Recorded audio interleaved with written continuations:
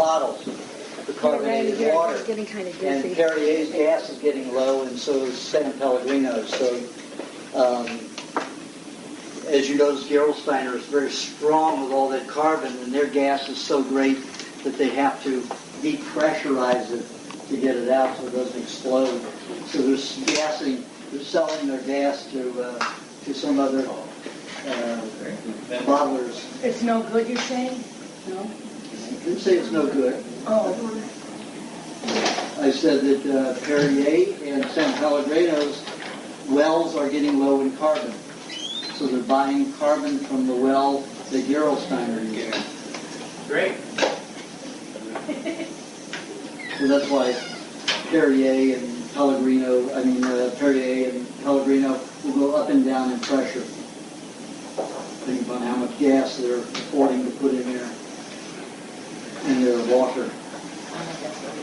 All right, let's start over here. We're going to start with questions. Well, first of all, I usually start with something I've been experimenting with.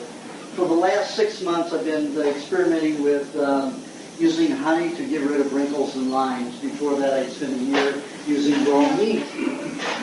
And I found that the raw meat helps get rid of bruising and soreness easier, and does help get rid of wrinkles. Applying it to your skin topically, yes. When I was in Asia the last time, I got back about 4 weeks ago, it wasn't convenient to use meat because I was with a girlfriend. So I started putting honey, and the honey started breaking down. I don't know if anybody remembers how deep my lines were here. Let me see. Can I see? Yeah, and this is only about 2 weeks off and on of using it on my forehead. And it just peels the layers away. It's very thick. And the comb honey is the best to do it. For some reason, the comb honey. Yeah, the honey in the comb seems to be more active. How do we do that? Well, James carries it. I'm here. James carries it. There you are. James carries it. I buy mine from James. And he gets his from Pacific, Honey Pacifica. Yeah, John is the only person I know that cuts it, and doesn't heat it at all. So. And Aajonus is right. You're guaranteed, obviously, to know the honey's not been heated. It's still in the kiln. And it does work. Even if it hasn't heated, it still works better than the honey that's been extracted already. There's something that's a little bit more powerful about the honey.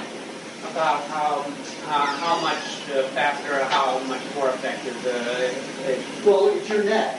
Does anybody? I had him do it for what? 10 days, 2 weeks? it's about 1.5 weeks. 1.5 weeks. If anybody saw his neck 2 weeks ago, it looked like a lizard's neck. Lots and lots of layers. And this is just, 10 days. Pretty amazing. It does look better with it, by the way. Phenomenal. Yeah. Phenomenal changes. Well, what I suggested that you do, because you have the Tylen enzyme in the saliva, put saliva on it first, and then just stick your finger in and rub it in. Want to sit over here? And the saliva helps break it down. Keep it on all night.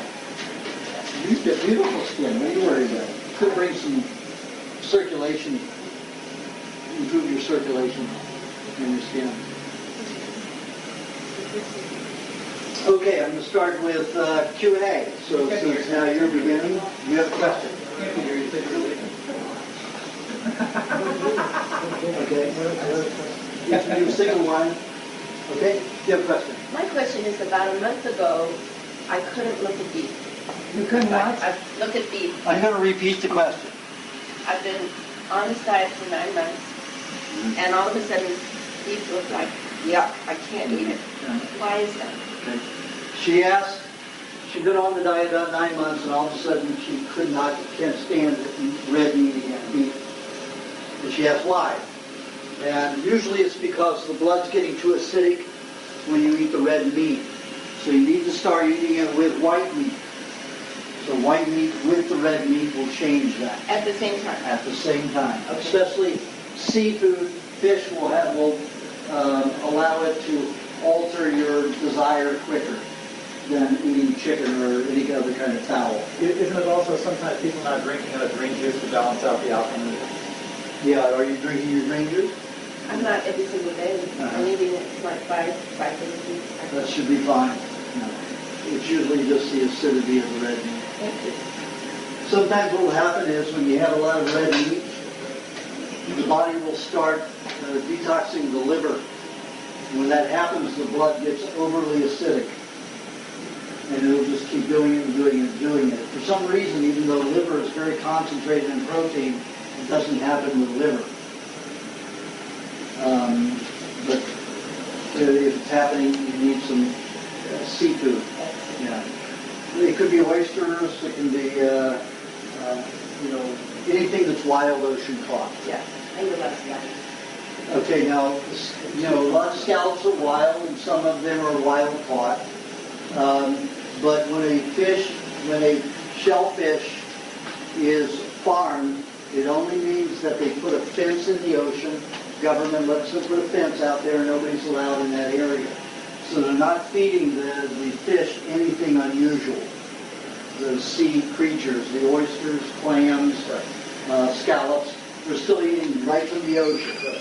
So those are not the bad farm foods. The bad farms fish are ones where they dig a lake and they feed them alfalfa pellets and anything that is thrown away from some kind of a processing plant. And worse yet, the ones up in Vancouver area, Seattle now, for salmon fishing, salmon farming, if they're done in the wild estuaries and whatnot, and they're contaminating the wild-caught salmon out there. Yeah. That's what's going on. Yeah. So they're actually now doing man-feeding salmon in fish in hatcheries in the ocean. Yeah. You know that?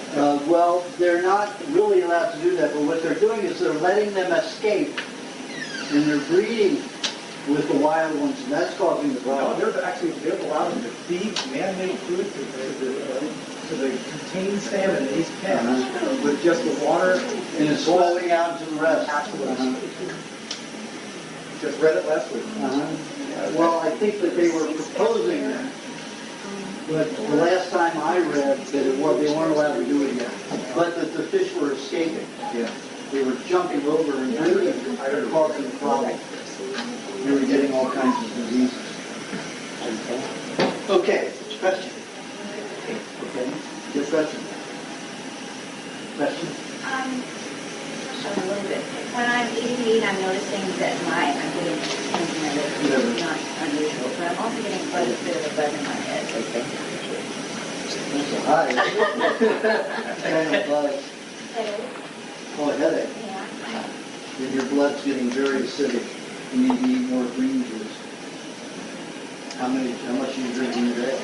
Well, we were doing it almost 5 days a week, but recently we cut back.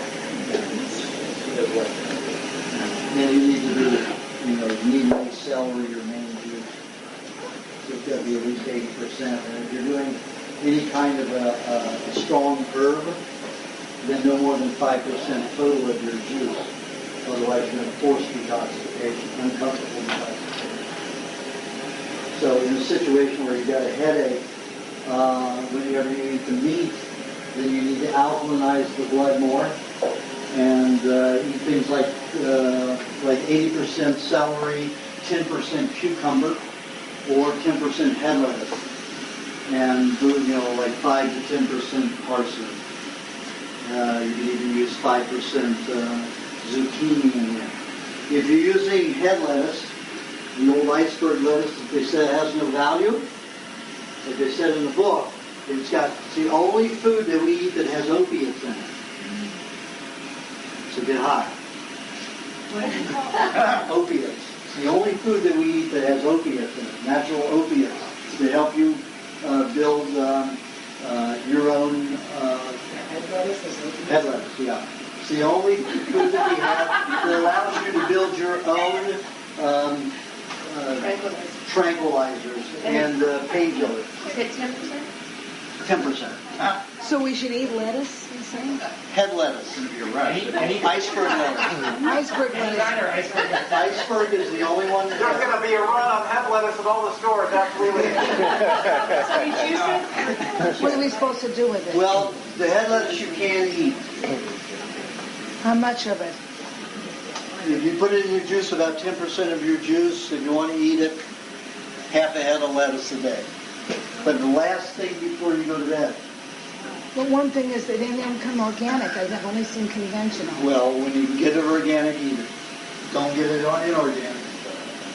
Why the last thing was good than that? Because the fibers will cause over-alkalinity in the system. So if any meat comes behind your food, comes behind the lettuce, we won't digest properly. So this So I don't like people to eat whole vegetables for that reason. So if it's the last thing before you go to bed, you're not going to eat for another 5 hours. So the meat's not going to catch up with it. And it'll be acid again, unless you're eating it too often, vegetables too often. you would have with a milk drink, I mean a colostrum, and then have lettuce? No, it doesn't work. I don't know. I'll have to call you tomorrow and ask you. It's 7:01. Yeah. Okay, is that clear for you? Okay, do you have a question now? Oh, this is our host. Thank you.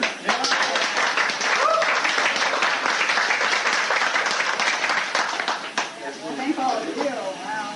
On the next, thank you. The next potluck will be at my place, the yearly My Place on September 11th. Same time.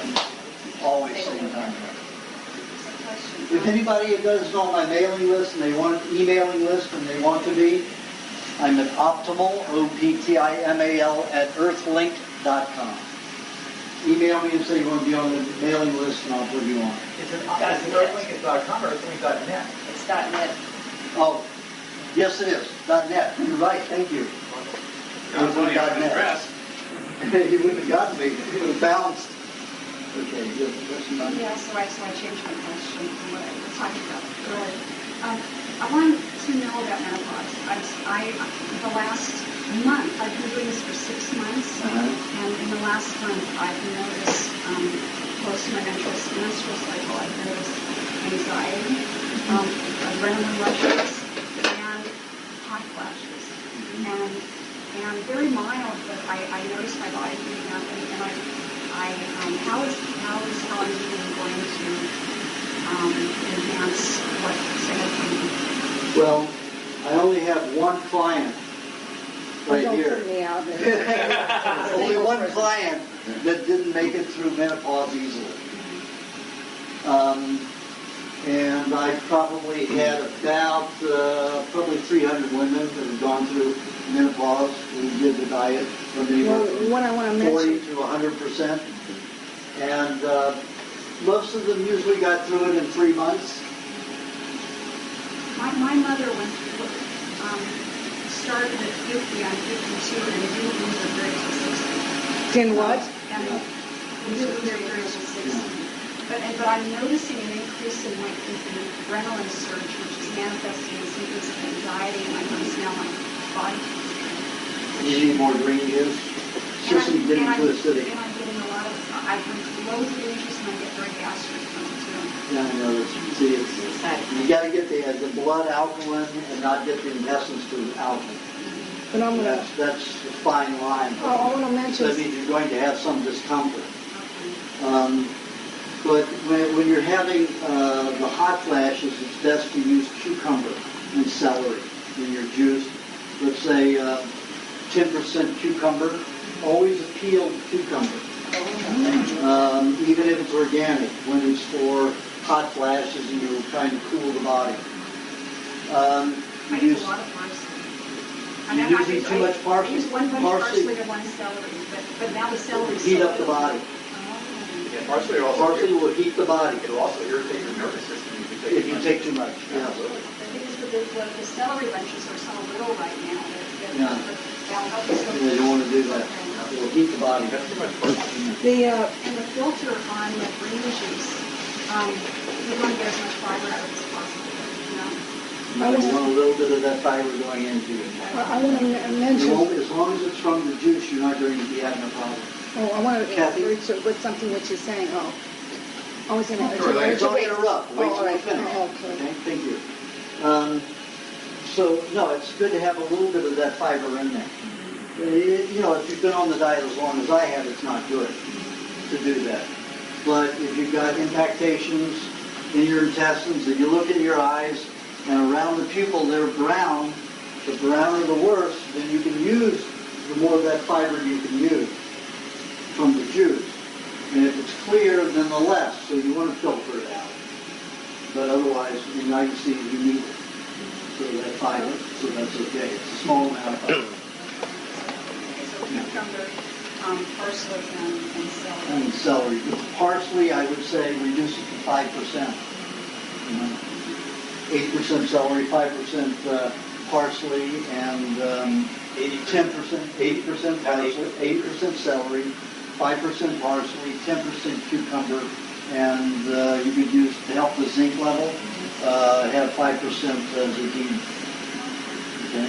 That should help a lot. When you're discarding, like I said in the first book, when a woman goes through menopause, it isn't a cessation of hormones, it's a whole changeover in the types of hormones that are produced. When you start making that change, the body starts detoxing old toxic hormones from the body. It can be adrenaline, it can be anything that's attached to those particular hormones like higher estrogen levels, and they go with it. And that can create anxiety, and it can create irritability, just the regular old PMS stuff, that accompanies a hot flash. It's a little difficult. Hot baths are helpful to do that. Also, it's important if you have those kinds of hormones detoxifying, find yourself hyperactive and nervous, like adrenaline rushes or estrogen rushes, go for the nut formula. Be sure to do the nut formula about every 3 days. And the last thing, in the evening, or with the last meat meal. Does that just slow it down? Well, with you mean the nut formula slow it down? Then with the nut formula, it absorbs the hormone. If the nut formula doesn't work for you, then you have to go to bread or, air pop popcorn with lots of butter, something like that, a cooked starch to do it. Most people can do it with the nut formula, but some people can't. I find whenever I deviate from the way I eat raw, my craving is for cashews, for nuts. Yeah. Well, don't eat cashews, unless you can get them totally raw. I know that there's a company, Wolf, claims that he can get completely raw cashews. If they sit on your stomach, they're not really raw. Because I found other things that he's claimed were raw, and then when I went to the producers, found out they weren't raw. Not my raw. Raw under 104 degrees. His raw, he keeps changing his raw to fit what he can get.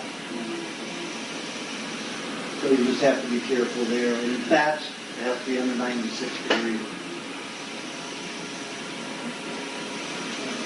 And use the soft nuts. The soft nuts are always better, like the pecan and the walnut. Those are your best. If you have a thyroid problem, then you don't want to have the pine nuts, even though they're soft, because they they feature the production of thyroxine, all four of them. Somebody had the pine nuts in a dish here today, but it was such a small amount, it's okay. But if you're doing your nut formula with pine nuts, it can be too much. If you're a hyperactive person, use pine nuts. It's a good thing to use. Okay, you have a question? Yeah. Is there any specific nutrient to nourish the optic nerve, to reverse or arrest glaucoma? Yes. Red meat is the most important I've found to reverse glaucoma.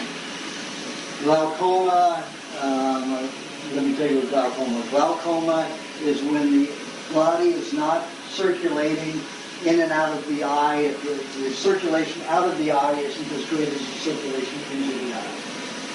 So it creates a high pressure and it starts stretching the eyeball. And it causes, scar tissue. It causes lesions in the whole membrane in and around the eye. And the greater the lesions, the less the visibility will be, and then you could start developing cataracts. So, for some reason, red meat And you would think it was white and you'd think it would be seafood, but it isn't. In my experiments, I found that when I used exclusively white meat to help reverse an eye condition, it did not work. But when I used a high proportion, like 80% red meat and 20% white meat, it worked best. And when I found that I used 10% fowl, 10% seafood, and 80% red meat, it worked the best. Also, 2 cups of carrot juice a week, 1 cup at a time, with 3 ounces of coconut cream. For some reason, it gets in there and starts cleaning out the eyeball that's causing a restriction of blood out of the eye. It usually takes about 6 months. Now, I had one experiment I did with a dog, a pug who was completely blind with cataracts. And the dog first had glaucoma. The dog had many other problems. He was completely crippled. He was 14 and a half years old. He couldn't eat. He had MS to the point where this is all he could move. So his owner, master, what they call him, take him outside, have to rub his back in just for him to be able to go, urinate or defecate. So I put the dog on a raw diet. And in 6 months, the dog was jumping up and down off the couch, going out the doggy door on his own. His vision was improved by 50%. And that was completely blind, deaf, and crippled dog. And the dog could even hear. To what quality, I don't know, but you could say something to him and then he would respond in front of him.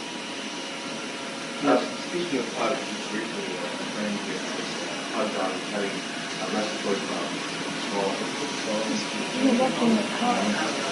Pneumonia. Any suggestions? That's usually from vaccines. The aluminum or the mercury or both are going into the lung. It's usually not repairable. So on dogs, it's not easy because you can't get them to eat cilantro and other foods. If the dog will eat some coconut cream or coconut, might be able to reverse it. If he takes, he or she, if he takes to eating coconut, probably be able to reverse it. You know, it's weird today. I brought surgery. I had 3 coolers in my car. I had basically nothing left over here, but I brought some stuff. What do you think the only thing I have a lot of it? I have coconut cream. I have like 9 pints of coconut. What happened to the coconut oil? Coconut oil from Thailand is literally going to be shipped tomorrow and will be on its way, but that doesn't mean we're going to have it because you know what happens when you get customs and the FDA, and they could be held for 30 days on the docks in LA Harbor, but it's coming. And I went to the home of the people who make it when I was last in Thailand in Koh Samui. Very nice people. They're not trying to make $1 million on this business. Just a small family-run business. Just a husband and wife. And it's very low-key, and the quality is very good, excellent. And they keep the room in the oil under 96 degrees for guests. Exhaustion around 10 o'clock at night. Pardon? Fatigue at 10 o'clock at Wait a night. minute, I'm coming around the room. If your question is about what we're talking about, you can interject it. So, yes. I have a question on the coconut cream and carrot juice. Should we substitute coconut oil or coconut? It has to be Absolutely not. Remember, if I took, see this tin lid? If I put coconut cream on this, in about an hour it will turn gray. It rips metals up that quickly. If I put coconut oil or olive oil or flax oil or any other pressed oil on here, it will take 2 to 3 days to do the same thing. Coconut cream will get in there and rip things apart very rapidly because there's lots of bacteria that does not translate and transfer into the oil. So without those, it's not going to be a cleanser of that type. And obviously it has to be raw coconut cream, otherwise it's not going to do its job. Correct. Destroy the bacteria and enzymes are destroyed. Does cream from an animal do the same thing? Cream from an animal, no. If I put cream on that, it'll take about probably 2 days to start turning, pulling out the metal. And that juice the carrot juice and cream, coconut cream for the eyes should be done about between 4:30 and 6:30 in the evening to go with the eyes detoxify the cycle, because they detoxify right before you go to sleep, somewhere between 9 and 11 o'clock. Good question. What are the health benefits of stevia, if there are any? Stevia? What? Stevia, sweetener? Yeah. It is another toxic polluted chemical. Really? It is. Anytime you take any food and you isolate it, you have to use heat and or a chemical solvent to extract it. Would you take your food and soak it in kerosene before you eat it for 2 hours? That's what it's like. Any food that's extracted no longer has any enzymes or couplings left. And unless you have that coupling, it's like me taking you, dismembering you, and then giving you a whole job. It's not going to happen. What most people don't understand about stevia and these other things, there's an easy way to explain it, and that is, anybody understand what maple syrup is? Okay, it's the same thing. You're taking the sap of the tree, but you can't eat the sap off of the maple tree. It's unbelievably bad, okay? But they boil it and heat it and isolate and create the sweet thing that we now eat. It's the same as the stevia and a whole bunch of other things that they're using out there. What it is, it's a processed part of something that we're doing, not it's intended to be nature provided at all. It's the same thing as molasses. Molasses is the garbage oil that's left from boiling sugarcane at least 475 degrees. They do it now, I think, 745 degrees, something like that. And that's the garbage that's left on the bottom. And that garbage, because it is a vegetable oil, causes hardening of the arteries and hardening of the heart. Vegetable oils cause all the hardening of the heart and hardening of the arteries. All of the tribes who eat meat, lots of lard and lots of animal fats, have no heart disease and have no arterial sclerosis. None. Zip. Even the ones who eat it cooked. Only cooked meat. Only cooked fat. No heart disease. No arterial sclerosis. As you say, it's not like if you barbecue something, if you cook something, that's not carcinogenic at that? No, I'm saying it is. No, if you're doing that, it's not. I'm not talking about carcinogen. Yeah. Carcinogen means cancer producing. Yeah. I'm talking about something that produces hardening of the arteries. Yeah. And hardening of the heart tissue. Okay, so that causes it to become brittle. So that it doesn't cause that. Cooking meat doesn't cause that problem. The tribes who eat cooked meat have gout. They have arthritis. They have a lot of joint problems. But they don't have arteriosclerosis nor heart disease. Vegetable oils cause that because we have low body temperature. We also have 60,000 times less enzymes to disassemble the fat molecule properly. A cow keeps a body temperature 100 to 101. Vegetable oils at that temperature, as part of that animal, will stay fluid its entire life. If a human eats it, and we make cells with that kind of fat for lubrication and stability and protection, they crystallize and harden. That's why I have people doing baths if they have lymphatic congestion to get rid of those toxic oils.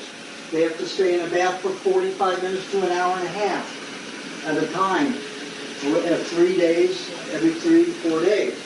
Not any less than that. And what it does is it causes a slow melting of the lymphatic system, and then they have to eat a particular mixture of coconut cream and pineapple right before they get in the bath, and then they have to take a walk, heavily clothed with long underwear, to make sure that the lymph system keeps moving and the pineapple and coconut get into that air, that fat, and prevent it from hardening as much again. If you do it slowly on this diet, it's going to take you 40 years to get rid of all that fat. If you do the baths, you can get rid of it 10 to 15 years. It's a long process. What goes into that? Just water, hot water? No, if you're using city water, municipal water, in the valley you only have 158 chemicals. in the water. And almost all of it is from industrial pollution.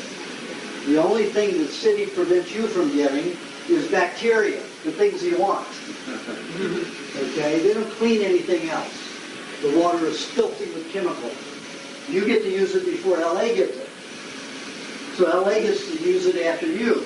If you're in the valley, you get to use it before LA. In LA now there's 193 chemicals in the water. Spoons of raw apple cider vinegar, 2 tablespoons of sun-dried sea salt, and this is optional for your skin, 2 to 3 tablespoons of coconut cream. Because when you're in the bath that long, your skin will have a tendency to get dry. Coconut cream or coconut oil? Coconut cream. And if you get out, it just makes the skin nice and protected and smooth so it doesn't dry. Did you have a question about the vegetable oil? Is that include olive oil? No. Olive oil is not a vegetable. I have a question about the bag. What do Epsom salts do? Are those absolutely awful in terms of these bags? No, not necessarily. You could also use Epsom salts. Okay. You know, it's just minerals that will help pull out toxicity. Okay. Salt helps break down oils quicker. That's why I say sea salt. How much is that? 2 tablespoons. And this is a full bag, this 2 tablespoons? Yep. If somebody uses more than what you said, would it be The skin will deleterious? get more dry. The skin will get drier. On any of it, the apple cider vinegar, the salt, the milk, or anything Any else? of it will create a little bit of an imbalance. So don't use too I've much. been perfecting this for a long time. Raw milk, goat's milk, cow's milk? Cow's milk is always better. Whole cow's milk is always better for the cream. Is it better coddled or not? Hello? Is it better cultured or not, the milk? Well, if you like sour-smelling skin, it's fine. It's up to you. Doesn't make a difference otherwise. Okay. 3 tablespoons of apple cider vinegar, 2 to 3 cups of raw milk, 2 tablespoons of sea salt, 2 to 3 tablespoons of coconut cream. Is it a hot bath at a certain temperature? It has to be, you have to keep the bath from 102 to 105 degrees for a minimum of 45 minutes. You want to work it up to an hour, and then over a year, work it up to an hour and a half. And when you get out of the bath, you have to move like a snail, otherwise you'll pass out. So you have to get out of the bath, sit on the toilet, dry slowly, and get some long underwear. Winter Silks, www.wintersilks.com, has a long underwear that's made of wool and silk. But they're thin, but they keep you very warm. Put that on, clothes on top of that. Take a beer. I don't care if you look like an old person out there walking this slow. You just need to walk for 45 minutes. And then when you get back, take a nap. These baths should ideally be done between 1:30 and 4:30 in the afternoon. If you do them in the morning, your whole day is going to be imbalanced. If you do it at night, you may not sleep well. Okay? Quick question on the bath. Pardon? At the end of the bath, you shower to clean off. No, you don't want to do it. You want to let the coconut cream and everything sit on there, because while you're in there, the water and the food that you put in the water helps keep extracting all the poisons off. So they're off the skin. That's the whole point. Shower after that. You don't want to shower after that, because then you're going to take off the coconut cream and your skin's going to dry. Plus you're going to get more chemicals on your skin It's in the from summer. the water. It's in the summer when people have trouble to take that hot bath. Many places. Well, yeah, it's difficult, but Is there do you want a skin brush before we go into the bath? Like, is that- never use a skin brush. If you've ever looked at your skin after you've brushed it under a microscope, you'll see that you've scratched the hell out of it. You literally put scratches in your skin layers. I Scratched it. completely agree. I mean, if you look at it under a microscope, you would be astounded. You would never, ever do it again. Because then it scabs, and you look at it for the next 24 hours, it's all scabbed, and then you do it again. And you just keep doing it until you wear the skin down, and then you get rosacea and all kinds of other problems. Because the skin's getting too thin and too delicate.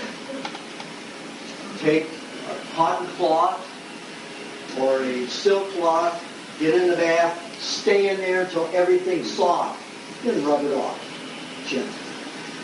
And they'll come off easily. You want to do some thing like up to here in the back? Is Yeah. that important? And just keep putting, like with a washcloth that's damp on your face or something, just keep, moist. You can get in and out of the bath like in between time. No. You have to stay in there the full hour. You have to stay in there a full hour because if you cool, you're not going to get it deep enough into your body to get How it if you hot get enough. something to drink, water or something? But with your particular heat flashes, you don't have to worry about it. You're always going into fever. So you don't have to do I'll the tell you bath. one thing when I get my question and answer, I'll put it in. But I know. So this is for lymphoma. This is for anybody with lymphatic congestion. And let me tell you, everybody has lymphatic congestion. I was going to say, everybody in this room already has. Everybody has. Especially you, Jason. I already know that. Mr. Soy Products. He's not joking. Soy products. Soy chips. Man, lived on soy chips. I lived on vegetable oil, cooked vegetable oil, salad dressings and whatnot for 28 years. I'll just say briefly because I talk about it a lot. In the first 5 years of doing this diet, you literally I were on a dark sheet on a bed and I just rubbed my skin with my fingernails or whatnot. You would see the whole thing was white, and that's all that. It's like shards coming out of my skin. It's crystallized. It's amazing stuff. It's all the old oil. Okay, do you have a question? No, no, look like No, I'm going around. Oh,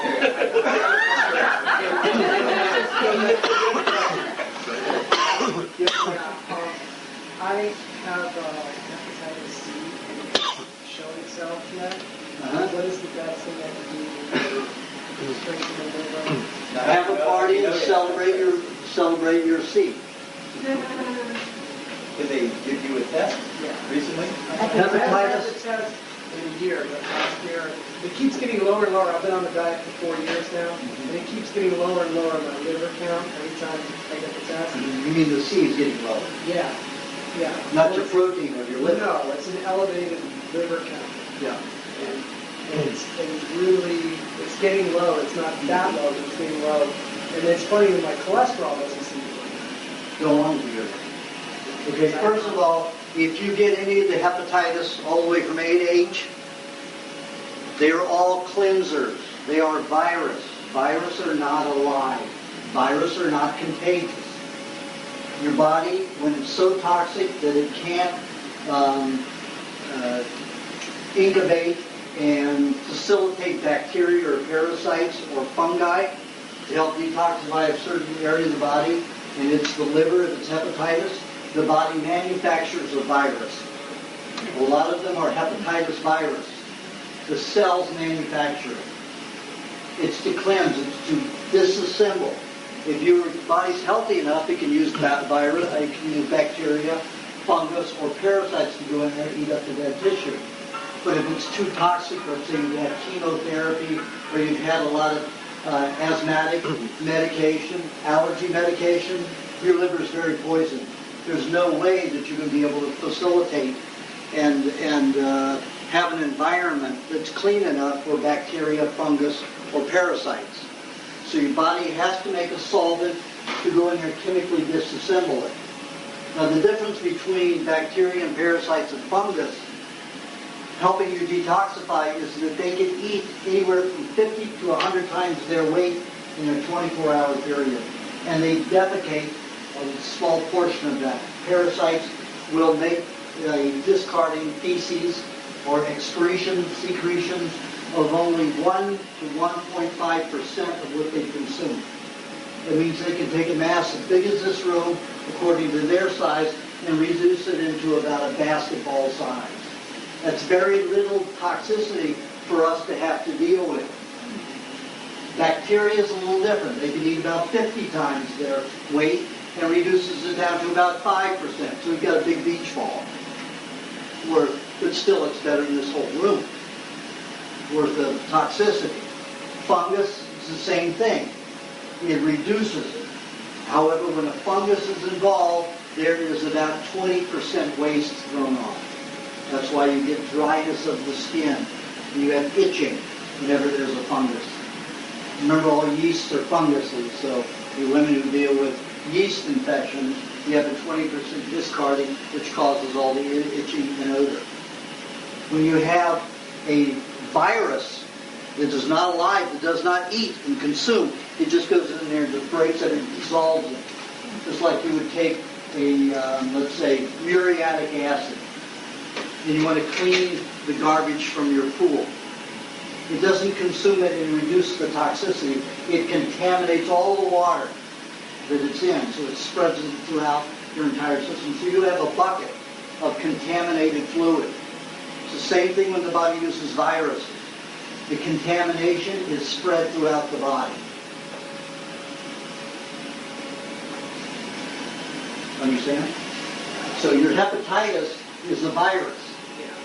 People get very sick from that virus because of all the contamination that's getting out in the body. But it's still the best thing you can do, your liver can do, is to have the virus to get the liver well.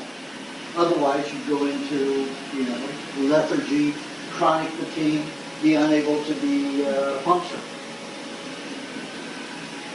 So the hepatitis is what you need. But you can tell your liver's getting better because you need less of the hepatitis. You need less of the hepatitis to break down the liver cells. You have less liver contamination spread in your body. I have one other question. Prostate cancer runs in the body. What can I do to avoid prostate cancer? That's 30 to 40 years ago.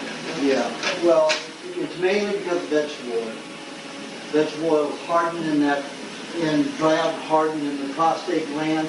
It dries out and it doesn't stretch, it just keeps swelling. So hot baths, hot water bottle between your legs at night. It's also a good, anti-pregnancy therapy there because if the body keeps in the male this very low temperature, about 96 degrees. If it goes above that, the sperm dies. Like that. So if you put a hot water bottle between your legs and then cook your sperm, you don't have to worry about a baby to swim because they're going to be so make it anywhere. So just using a hot water bottle there at night is helpful. Eating pineapple with coconut cream is helpful to move it out. Okay? Do you have a question? Yeah, but I know a lot about diet. So I just have just a ignorant question, which is it possible to do this diet without eating red meat? This diet wouldn't exist without the law. Red meat. Red meat, there are some people that can eat the diet without red meat.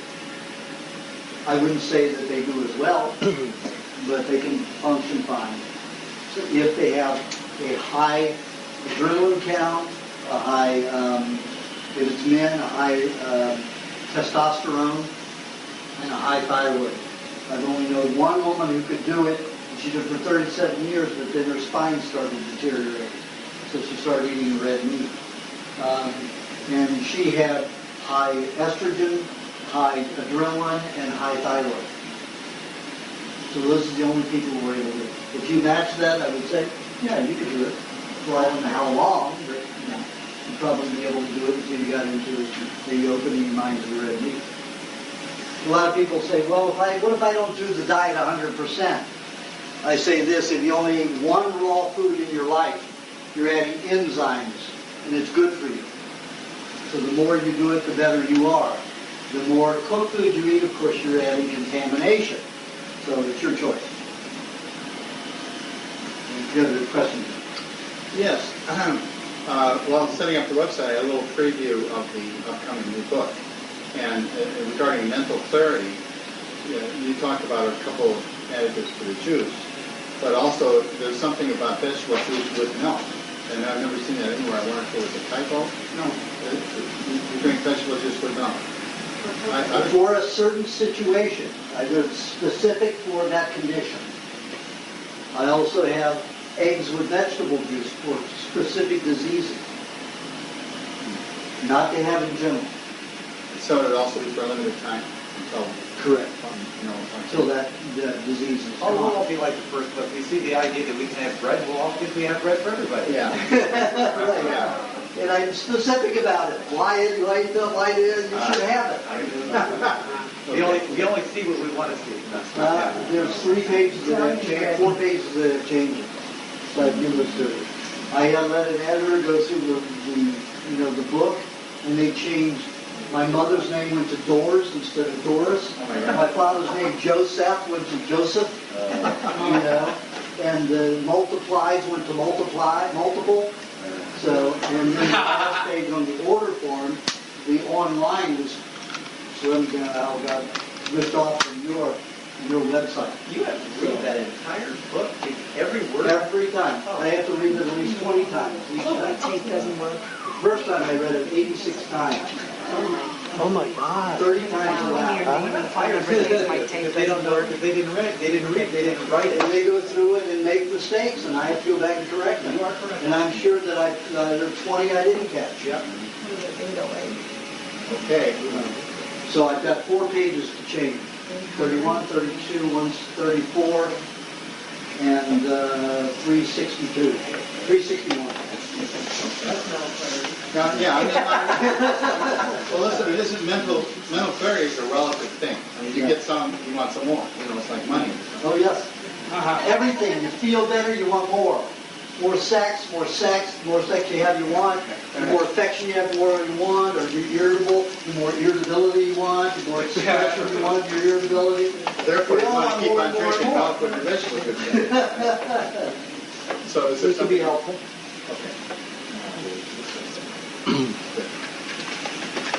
Tim, you got a question?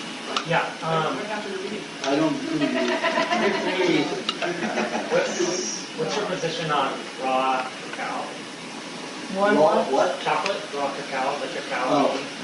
Well, when I did experiments with it, it causes adrenaline rushes. It causes dryness. The theobromine is still very active, so it irritates the nervous system. It has caffeine and theobromine. Plus, But if those are in a raw form, they're still not vegetables are raw and they're not good for you. Those beans are not good for you. Somebody's telephone? Yeah. Beans are not good for you. Beans, like any kind of bean, it takes an herbivore to digest them properly.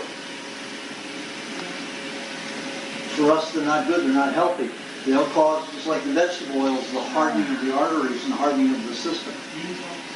So, if you're young enough, you can eat them and it would make you feel good.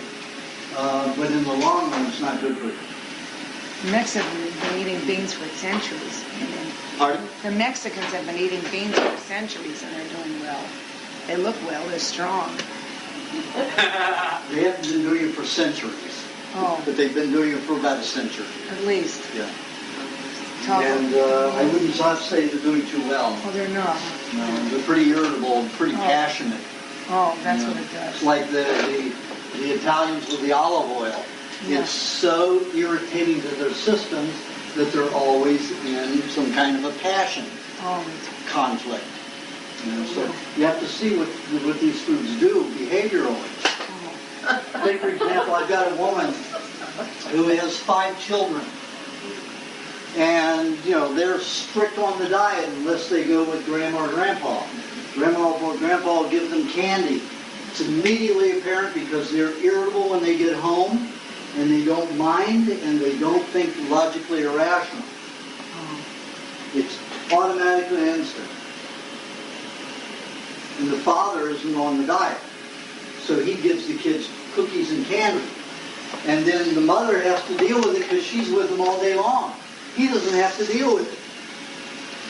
Yeah, when you've heard that story once, I've heard that story 15 times in the last year, by being at the lot. Yeah. From all the women who That's it. Yeah.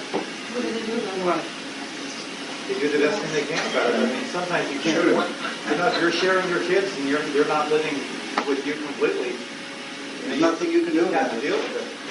Yep. You have to slap them around. That's why I said that. Why I said that Nice, Aajonus. no, because the Mexicans didn't get gray hair. You got no choice when they're starting to throw things and break things. You got to do something physical to stop the physicality. It doesn't happen that sometimes. When kids start throwing toys because the sugar's completely miswired in the brain. That's not a good thing. I don't know. I put them on a But trip one by thing- Ian Cream. But one thing I have to mention about the Mexicans that they don't get gray hair like Hispanics. Kathy, you can't make conclusions based on stuff like that. Oh. You haven't studied that race and you haven't lived with them and you don't know. Because somebody said to me they don't get gray. Absolute bullshit. You go down to Mexico City and half of them have gray hair.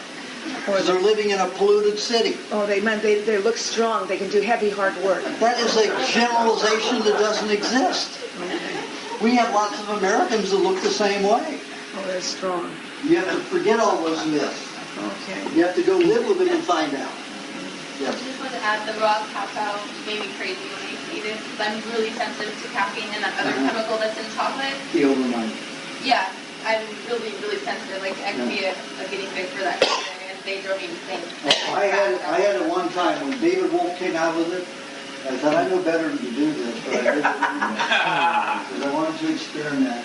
I did not sleep for 48 hours. From what, I wanted to caffeine? fuck everything in sight. And I wanted to run a marathon. Right. You know? It was terrible.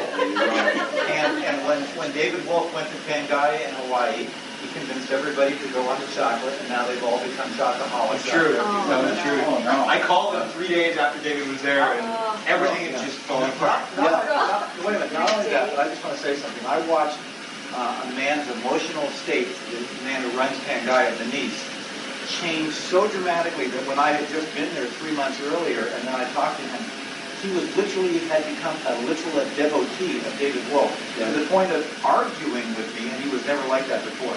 And it was the chocolate that was doing it. He didn't even realize it.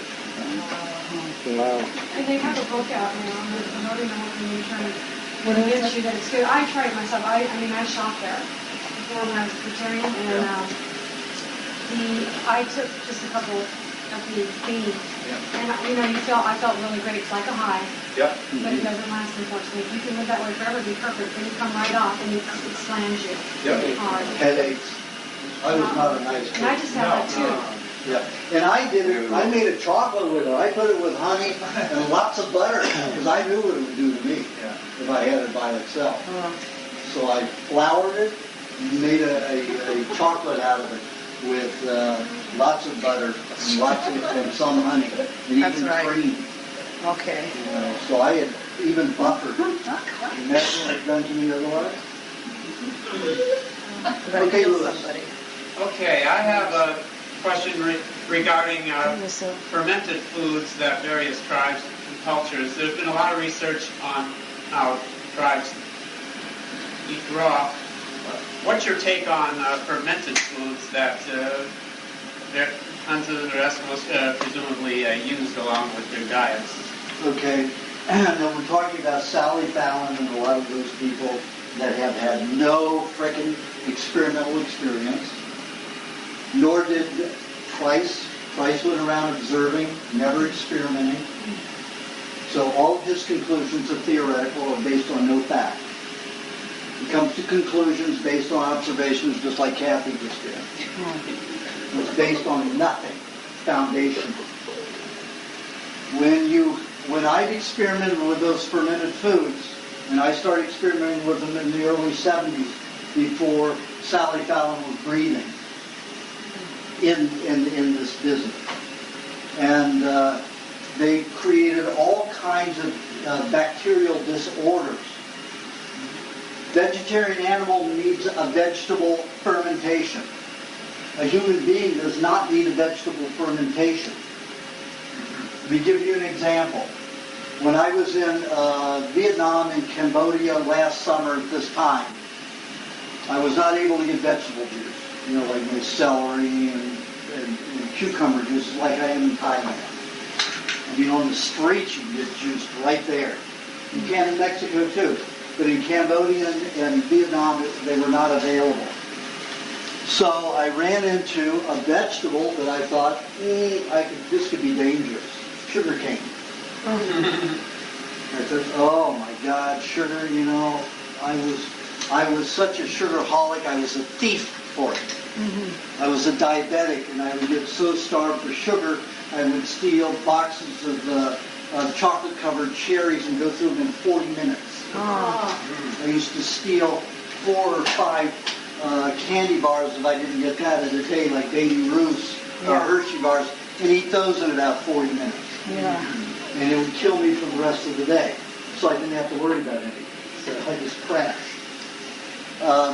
But if I didn't have that with the insulin that I was taking, I was just nuts. Delirious. So I thought, you know, this is my opportunity to detox. So let me try this sugar cane. So I happened to be in Cambodia at the time. And they juice it for you right on the street. It doesn't taste very good.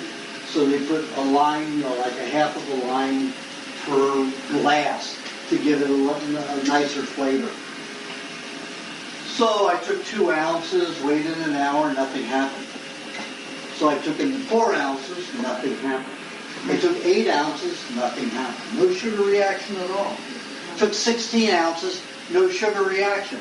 And I realized that's why they boil the sugar cane at 450 to 700 degrees. Because the sugar is in the cellulose, not in the juice. So it was boiled? So you're getting the sugar cane juice is almost like celery. Almost has no carbs in it. So I started drinking it, and I thought, since I was a sugarholic and I had spent 21 years or 22 years of eating a tremendous amount of sugar, I mean, if I had a bowl of cereal with sugar crisps, I put an extra 4 tablespoons of sugar on that. And they were already sweet, right? That's what I would do. Me too. I was almost like Hitler, you know, who put sugar on top of the icing of cake and put sugar in his wine. Sugar in what, wine? I wonder that man was so crazy. I was taking a glass He of was a milk. vegetarian on top of it. So since you're talking about this, I was taking a glass of milk. Let me finish. Okay. So I decided I would ferment the sugarcane juice and detoxify it, because whenever you've eaten anything cooked, you've destroyed all the bacteria, all the fermentation bacteria, all the molding bacteria, anything that'll break that food substance down naturally when your body is finished with it, so you clear it out of the body. It's just like you have a piece of fruit, and let's say you eat part of it, and then what does it do? It rots. It ferments, it turns into a mold, and it disintegrates and becomes part of the earth again. Then plants can eat it, so it's a recycling. Inside the body, it's the same thing. That's how we use bacteria and fungus to regenerate and to discard waste. So I ate so much sugar that had no bacteria in it, no fungi, no mycelium that breeds the fungi, that I thought if I would detoxify myself by fermenting it. So I fermented about 16 ounces. And I took it half one day and half the next day. I had hives this size all over my body, my backside, all around here, all over my chest and legs and my butt and my rectum. And they turn into scabs. I refused to scratch them, even though they itch terribly. So I spent 2 days in Hanoi in my hotel room just dealing with these hives and the itching. I had tomatoes that I was rubbing on them to help cool them down, and cucumber. Tomatoes and cucumber was the only thing that would stop it. But I had scabs coming off of it that lasted for 6 weeks. But one thing that it did was it helped trim a lot of sugar products that had been still stored in my body. Funny, after I did that, I did not have to have the high weight that I normally have, because I usually stayed his size. And it helped bring me down. Then I decided to do the same thing with raw milk. And when I had fermented the raw milk, I let it go 10 days, really fermented. And I drank almost a whole quart in one day. Mistake. I had diarrhea for 2 months from it. And my bone just started disappearing. And all of my weight was way down. So, but what it did was it cleaned all that stuff out, so now I don't have to have all that weight to feel comfortable and fine. And it was 28 years on the diet before I went into that kind of detoxification. So when I do the detoxification book, it'll come around, next spring sometime. It'll be out and available. I will suggest these things if you're healthy enough to do detoxification, but never push them, because you will not be able to live with it easily. You will not be able to go to work. You won't be able to function. So don't push anything that I suggest. And make sure you've been on the diet for 2.5 years before you do anything, before you push any detoxification, or you're asking for trouble. Or your pictures will be in the detox book. Yes, I will. Let me tell you, I'm collecting them. How fermented was the milk?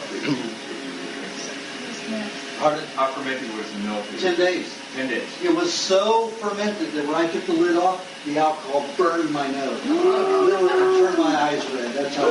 Where did you put the milk in a cupboard for 10 days? Yeah, covered outside the refrigerator. What about the juice that turns sour in the fridge? Then? That's no good? That's detoxification. If you want to, if you've been on the diet long enough, you can let your couple of cups of juice ferment for 5-7 days, and then turn it into a vinegar for detoxification. But you don't want to do too much of it. Personally, when I drank my fermented vegetable juice, and it was only about, a couple days too old, I still got diarrhea. Yeah. Yep. We'll clean you out. Definitely. How many are you supposed to drink? How much are you supposed to drink of the juice a day? Well, I'm not supposed to drink any. But if you do, no more than a cup a day, no more than 2 cups a week. It's no more than 5 days. Burn your nose, don't drink. Unless you're doing an ounce at a time. There'll be a variable, all of you.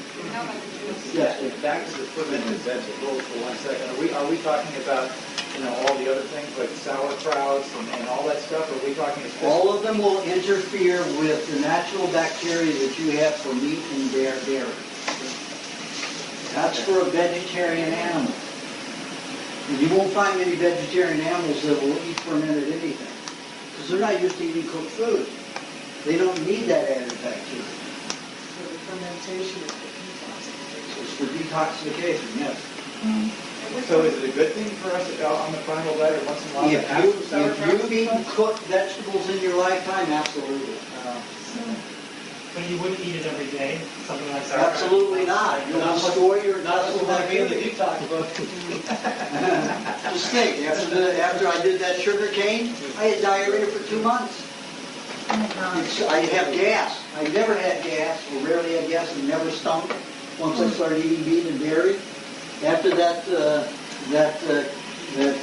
fermented sugar cane juice, I still have nasty gas with eggs in it. And I destroyed some of the bacteria that digest my egg properly.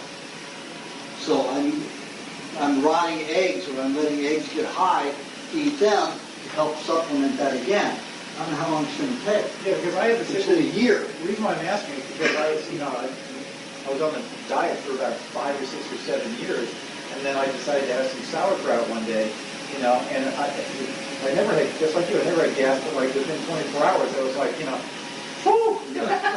Nowhere to be Is around. that me? It was like It goes in there and destroys the acidic bacteria that feeds and breaks down meats and dairy. It destroys it. nice. All right. And if you look at the people who are long-term on Sally Fallon suggestions, they're bloated, they're anemic looking, they are not healthy people. Sally Fallon is not a healthy looking person. She points to me as not being healthy either, but she's pointing to me after the 2 accidents in Thailand when I was badly damaged. I got mugged in Bangkok a year and a half ago, and they hit me with a board here and split my eye open, and hit me with a hammer or crowbar here. And they broke my bone all the way down here and knocked my teeth and the bone under my tongue. So I had to have the whole thing pulled back in place, wired my jaw, and then the teeth wired in. And the dentist in Thailand said the nerve, which is a hose that goes around all the nerves from the tooth are connected to, was completely separate here and here. no way that that could be regenerated. And the bone was split completely on both sides and stretched so badly all the way under my tongue that there's no way it could heal. So they wanted to remove that whole section of my mouth. So I had a big hole all the way down near my jaw. And I said, you have no idea other than how you're treating with drugs and everything, how the body does not heal. So, if you know how it does not heal, you don't know how it heals. So wire my jaw, put the teeth back in place, put the bone back in place, wire my jaw, wire the teeth in, and let me deal with it. And if it goes into necrosis, which is rotting, decomposition, I'll have it all removed. In about 3 to 6 weeks if that happens. So all that, the bone's there. I still got a big division here. The bone hasn't completely filled in here, but it is. These teeth are solid. And when it happened, they were like this, back and forth. And the bone was completely deteriorated. I know that. I was looking in that mouth the day you got that. Oh my God. How long did it take for you to do it? It took a full year before I could chew on you'll say green pear, before I could chew with it. So I had to have all my food ground, for that year. But they're there. And I went back a week to the day to the hospital and showed those dentists. And there were 4 nurses that were there, and there were 3 dentists that worked on me to put it back because it was a mess. He had split my entire lip open from here all the way down to here. And the whole thing was open, and they had to piece it back together and sew it back together, inside and out. Oh, yeah. And then that too, the bone and the teeth. And they were just amazed. They were just poking in my mouth all around. Couldn't believe it. Pulled me out of the teeth, trying to get them to move that picture of those new prostheses and everything like that. They were, It's like a around. It's like, what people think this is going to heal, I tell you, it works. And then 4 months after that, I was in Ubon Ratchathani, Thailand, and this kid ran a stop sign in this huge Jeep SUV, and I was in a brand new small Isuzu SUV in the 3rd seat and back. He hit us so hard that we flipped over 3 times. Somebody else would have been dead. I flew out of the harness, this way, and of course the seatbelt coming down. My head went through the window, shoulder hit the panel, broke my collarbone, clavicle. The clavicle went through my neck and back without hitting my jugular vein, broke 2 ribs, and put a hole in my head this deep, fractured my skull and put the bone in. I hit it, I was in such pain. I went to the hospital with everybody else that was in both cars. And thank God they were overloaded. There was another accident at the same time. So they were so busy that the doctors were going around asking only where it hurt. They weren't looking at you all over, as they should. But they just, where does it hurt? So I didn't tell you anything about my head. I got shards of glass and plexiglass in my head, and I'm keeping my hair covering it, and just telling them my ribs and my shoulder. And I said, they said, well, we'll do a series of x-rays. I said, you get 2 x-rays. You get one here and one this way. And that's all you get. You better make it count. Because I wanted to make sure I was back in place. I was in so much pain. Didn't feel like it was back in place, but it was. So I got back to the hotel, and I was in excruciating pain. The only way I could lie was on the right side of my body to keep the arm just like this, and the pain still was not reducing enough where I could sleep. So I took a slab of beef, put it on there, steak that was cut thinly, put it on the shoulder. I had some people there helping me, a Thai woman who was very helpful. A wife was one of the people who was helping me find some property. So I put that on there. I was asleep in 10 minutes. Took that raw meat, just took the pain right out of the bone after I go to sleep. So I'd wake up every 5 to 6 hours. I'd have the raw meat and honey and butter, or I'd have butter, honey, and a little section of green banana. And I just kept altering that 36 hours. I flew back to Bangkok, stayed there 5 days, and then flew home. But they said that because of my age, I'm working on my 59th year, they said because of my age and the damage done here, that I'd never be able to have full motion of the arm. Sure. 4 months later, I was able to do this painfully, but I was able to do it. And you can see it's been a year and 3 months since the accident. No pain, no nothing. And my body on this lump right here, this very small one, it was as big as a hard ball, half of a hard ball. My body built its own cast. And as it gets better, it reduces more and more. Just like my mouth took about a year and a half to feel completely solid. I've got about 3 more months, 4 more months for this to go, and it probably will be all dissolved. It just takes time, but on this diet, at least it can happen. So anyway, with those 2 accidents, I turned white as a ghost. The weight went off, took all the muscle in my arm to go up and heal this. So it's got real skinny, and all of a sudden I started developing all this elderly-looking tissue. It was just sagging everywhere because I lost all the weight, and I didn't have the nutrients to deal with it because they were going toward healing. And with a severe accident. So I aged 15 years, and over a period of a year from those accidents. And now in the last 3 months, it's reversed. So I'm looking younger. But Sally Fallon doesn't have that advantage. She just gets older and older and more anemic looking and more bloated every year. Well, I think it's a mistake for anybody in this business at all to attack each other for not looking the picture of health.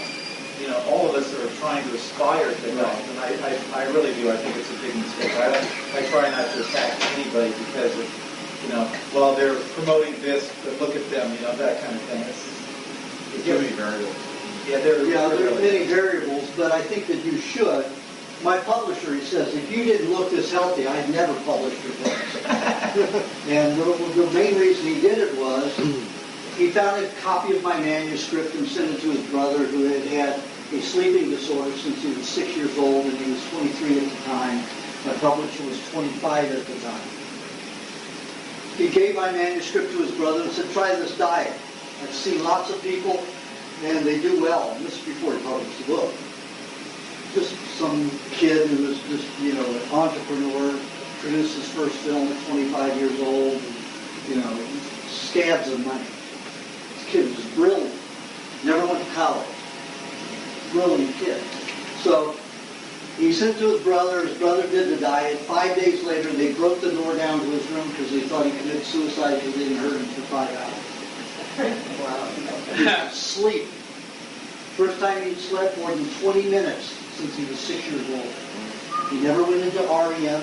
He never got a deep sleep, so he was antisocial, homicidal, suicidal, everything. And the father had spent well over 6 figures in doctor bills, psychologists, psychiatrists, everything, medication, nothing worked. This diet did it. The father went to his desk, wrote out a check for $75,000 and sent it to his son and said, publish this book. Wow. That's the way it worked on public. But he still didn't believe in the bacteria, so he wouldn't let me say the bacteria was good. Now he lets me do anything. No, I don't think there's anybody who's been on the diet for more than 3 or 4 or 5 years that doubts at this point, like myself, how good this really is. I really don't. I think all of us really finally recognize that. We don't have, we're not here to argue with other people about it, especially Sally Fallon or anybody else. I get people as well who come over and call me or whatnot, and they want to get into an argument about it, and I just like, can't. There's no arguing. You have to experience it. You either experience it or you don't. And not everybody is meant to be well at it, to do it this way. Okay? Good question.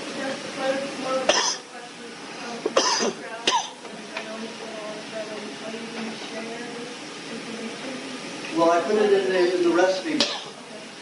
I say take the butter with you, take the honey with you, and take the cheese with you. You get meat and eggs anywhere. Those are your primary focus. Vegetable juice, you just have as green fruit as you can get it. Unripe, so it doesn't have a lot of sugar in it. That's the way to do it. And, I go to these fruit stands, and they're cutting up all this really ripe fruit because in Asia, the elderly's only eat green fruit. They don't eat any ripe. But now this new generation has fed all these sugar and soda pops. They go for the sugary stuff. So when I go up to one of these carts, I say, give me the rind give me the part you're going to throw away. Give me the rind of the watermelon. I'll sit there and eat a few watermelon rinds. Perfect. You eat the green, just the green inside? I don't eat the green outside. They're very hard stuff. I eat the light green and the white of the rind. How many people all over here is going to eat raw, organic, right? Fruit. But it's too much sugar. Too much sugar deteriorates the bones. That's why all those people on, fruitarian diets lose their teeth and lose their bones. Yeah, she knows. She did the same thing I did. She's been a fruitarian for a little while, too. Great. I can see. Yeah. You have anemia, and you have very thin bones. And your skin is also not real strong. Yeah, but that's fruitarians, with the wrong She's on her way. So you need lots of honey to replace. Well, I was just going to ask you about that because I got your list of book there and I was reading it to travel and stuff. But I've never been able ever in my life to eat honey, even really raw honey. Because Unheated, completely unheated. I don't think so. I mean, I can eat eczema, everything. That causes them to detoxify and eliminate their poisons. It doesn't feed them unless it's heated honey. So if you have one of the brands that he sells, you won't have a problem with it. You may have a temporary itching. You just have a little bit more butter or cream with it. Yeah, and you just might want to stick with the comb, the honey in the comb, that's a little bit more pure for a while. If you do that, it's going to disperse it quicker. It's going to disperse the sugars. If you eat the honey by itself or with cream or butter only. Oh, okay, on a spoon. Yeah. Spoon and eat it. That's the best way to do it. If you put it in a vehicle to send the milk sugars out into the body, because they'll digest rapidly with the honey in it, because of all the enzyme activity, then you're going to have a lot of milk sugars irritating your body. You're going to have more itching. It doesn't increase fungus at all, their activity. You're just dealing with more sugar detoxification that dries out the skin. So when you're saying eat more honey, you're actually saying eat more honey by itself. Yeah. And the three things that you travel with are butter, honey, and what? Cheese. And I'll take about at least, at most, a half a pound per day that I'm going of butter. So if I'm gone for 30 days, I take 15 pounds of butter with me.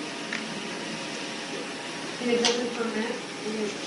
I keep it in a cooler, and I always get a room with a refrigerator. And I take out all the soda pop and beers and alcohol and put my butter in there. And cheese. But you can have it at room temperature. Sometimes. Oh yeah. Definitely. That's what I'm eating is at room temperature always. You have to go through the scanner. No. No, the trick that I learned. What is it? You say in Asia, I don't have a problem. Oh, in Asia, but I mean, if you're going from LA.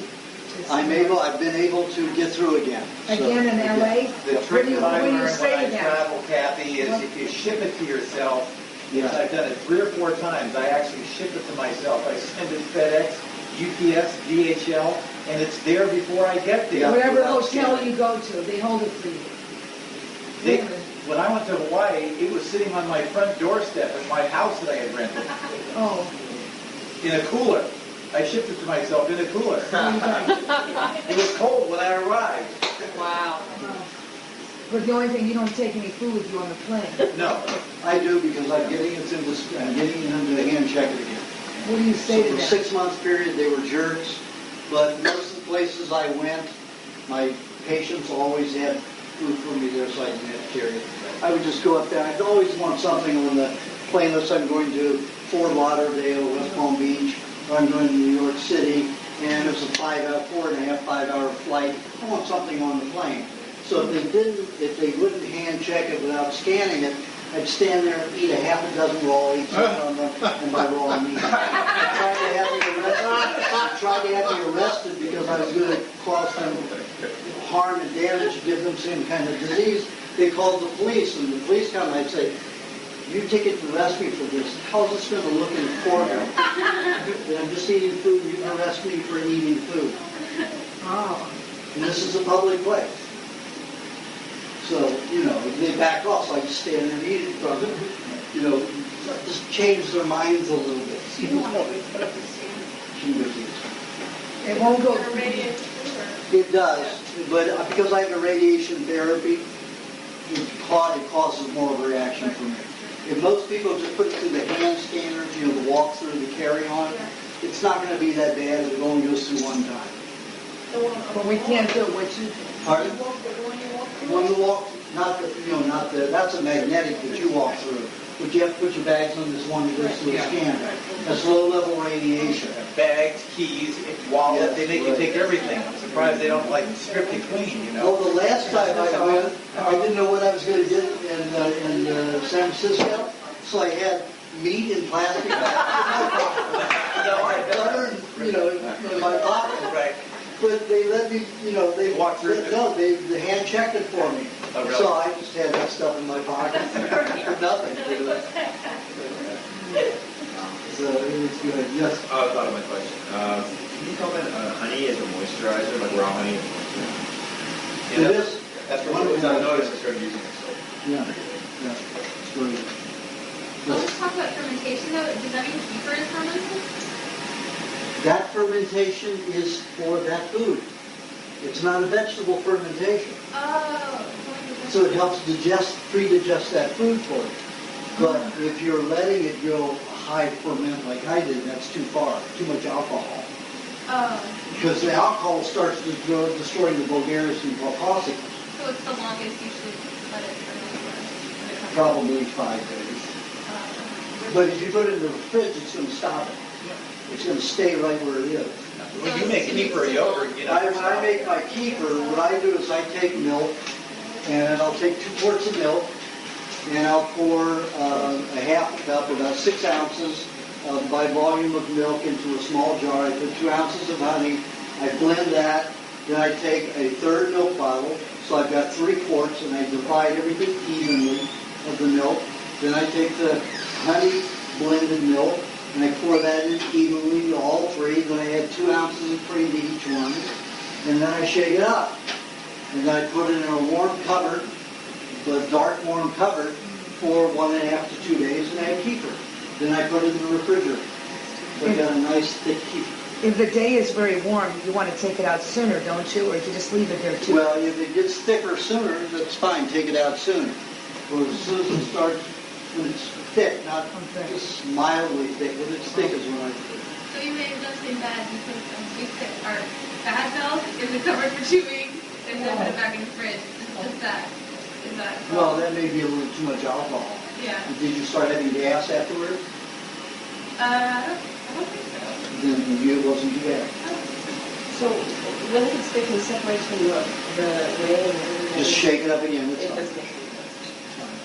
It'll mix as soon as you shake it. Okay. Do you have a question? Yeah, Just give me one at a time. okay. First one is, I had a blood clot in my arm, and for 6 months I've not treated it. And I had major circulation problems. Like, I would go to sleep with an arm clot through the floor. I couldn't sleep. So I wanted to sleep, like, I couldn't concentrate. So I was getting blood thinners every week. And my question is, I don't know if I need to go through a detox, but if I'm following your diet, the 2 things that I'm not doing perfectly is I'm not doing at least a pound of red meat a day, maybe 3/4 of a pound. Well, it doesn't have to be a pound of red meat. It has to be a pound of meat altogether. During a day. Yes. I'm considering about 3/4 of a pound. And I'm finding that point, like I'm getting fat and I'm full. But I'm also not doing the week. And I'm getting fatigued in and out of the day. And at night, 10 o'clock, I'm dead. Okay. Where's before I can go to sleep? Does not help. There's a higher trouble. All animals take siestas during the day and they sleep at night. Siestas nocturnal. So man, normally in the wild, man went to sleep at sunset. Got up sometime during the night, ate, and went back to sleep. So right before, about an hour before sunrise. That's a normal cycle if you're, wild and living outdoors. I lived outdoors for 3 years, so I know what it was like, and that's what it's like. So the body normally does its cycle. So you're just getting more normal. 10 o'clock is still pretty late, but you probably wake up after the sun's risen because you're sleeping indoors. If you're sleeping outdoors, you can wait before the sun comes up. Yeah, like Aajonus and I would get up at 4 o'clock. 4 or 5 o'clock. So what about the coumadin stuff?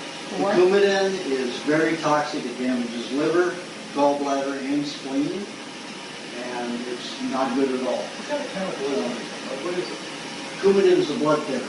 It robs the body of vitamin K and vitamin U, But I mean, what so it doesn't clot properly. Is it just a chemical they've treated? Or Yeah, it's a chemical. It's a medication.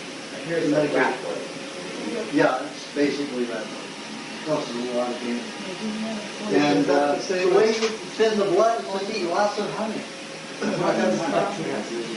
Yeah. I don't want to Just have lots of honey. And don't sleep lying down. Why does honey thin the blood? Anybody that has a congestive system, if they lie down, the gravity pushes right down, and then there's not much passage anyway. And if this gravity works against it, you can't sleep. I had the same thing after the poison mushroom. Chemicals and Constricted everything in my body, so I had to sleep at an angle, mainly sitting up. Why For 2.5 years I had to from sleep. anesthesia. Why does honey thin the blood?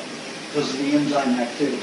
But without robbing the body of U and K, which causes internal bleeding, causes hemorrhaging. Coumadin causes massive problems to the liver and spleen. So this rolling or fatigue during the day. You need to take naps, that's all. You need to sleep more. That means you need to go into healing state. And most healing, 90% of the healing happens in the sleep state. The other small ones are, one is...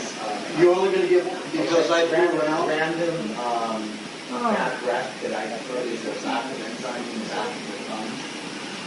And I was just curious, the raw diet, I still have to do it. It's all from the toxicity from your intestines. The gases go to the lungs and the next back. Roger, what time is it? Unless you have a dental problem. Not a What difference? No, exactly. What? That's all horrible. All the tests will prove that that's inconsistent. You got lots of people with an alkaline mouth that have terrible. When I was around fruitarians, terrible breath because their teeth would rot like crazy. Everything was over alkaline. Alkaline urine, alkaline salivary glands, alkaline feces. You're not supposed to ever have an alkaline feces. You're not supposed to have alkaline urine. You're not supposed to have alkaline salivary glands. Everything should be acid. The only thing that should be on a good, even keel, that's not too acid and not too alkaline, is your blood. But should be something to counteract the gas. You're enzyme deficient, and that's the honey. Honey, by itself.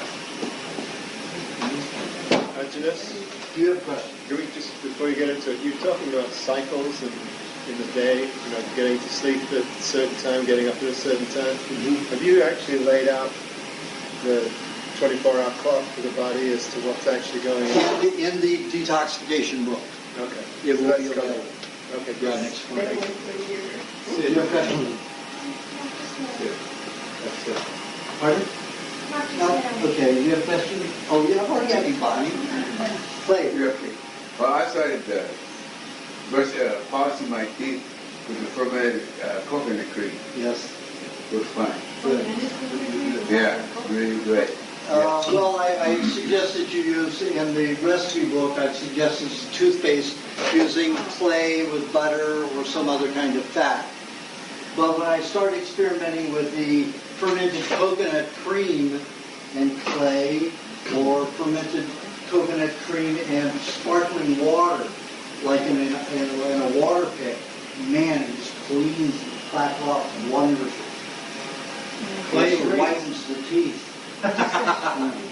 Are you taking the coconut cream that I have, or just making your own? I make my own.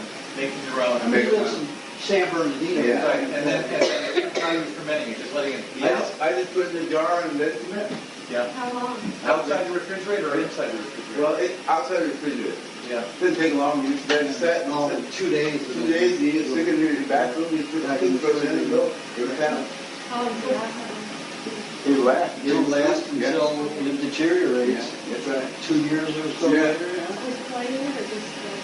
I have put some clay in there. Yeah, just putting the. I've got mineral water. I just know that some people have reported back that if they're using the clay with it, it whitens their teeth. What kind of clay would you use? Recessed Terramine. Recessed gums. Not green clay? Recessed gums is a long process. He's asking, what can we do to recess gums? Realize that almost 80% of the metals that you have, the free radicals, the heavy metals that you have in the body are in the brain. Because that's where most of the electromagnetic signals are transmitted. And it takes metallic minerals to do that. So every time you've eaten a cooked food, the free radicals, the heavy metals that had been chelated and were some kind of a nutrient, whether it was arsenic, lead, mercury, in very small amounts, it was all in the proper combination, it was a nutrient. Once it was cooked, it then became a free radical poison. 80% of it goes to the brain. When it detoxes out the gums, the tongue, and the salivary glands. Almost 2/3 of it goes that process out. That's why you should always have a coated tongue. So you've been on the diet maybe 30 years. And you will always have plaque on your teeth as long as the brain is detoxing. And the way to remove that plaque, best I just told you. So that will cause, those heavy metals as they come down and come out the gums, will cause a receding of gums. Nothing you can do about it. Except eat some cheese and try to get more of the heavy metals to go through the digestive tract and set it out your gums. But if you're using the coconut cream, it will help dissolve it and keep it from damage staying in the gums and irritating the gums and irritating your dentine. Now, it's not the bacteria that's the problem with decay. The heavy metals get onto the teeth, they cause enamel damage, then the bacteria results trying to get rid of the damaged dentine. So the first process is the poison metals that are coming from the brain. Use the clay or the coconut cream and clay, or just the coconut cream, and get it out of your mouth. If you've got the receding gums, get a water pick, lemon juice, the sparkling water, especially Gerolsteiner, and coconut cream, and shoot that in your gums.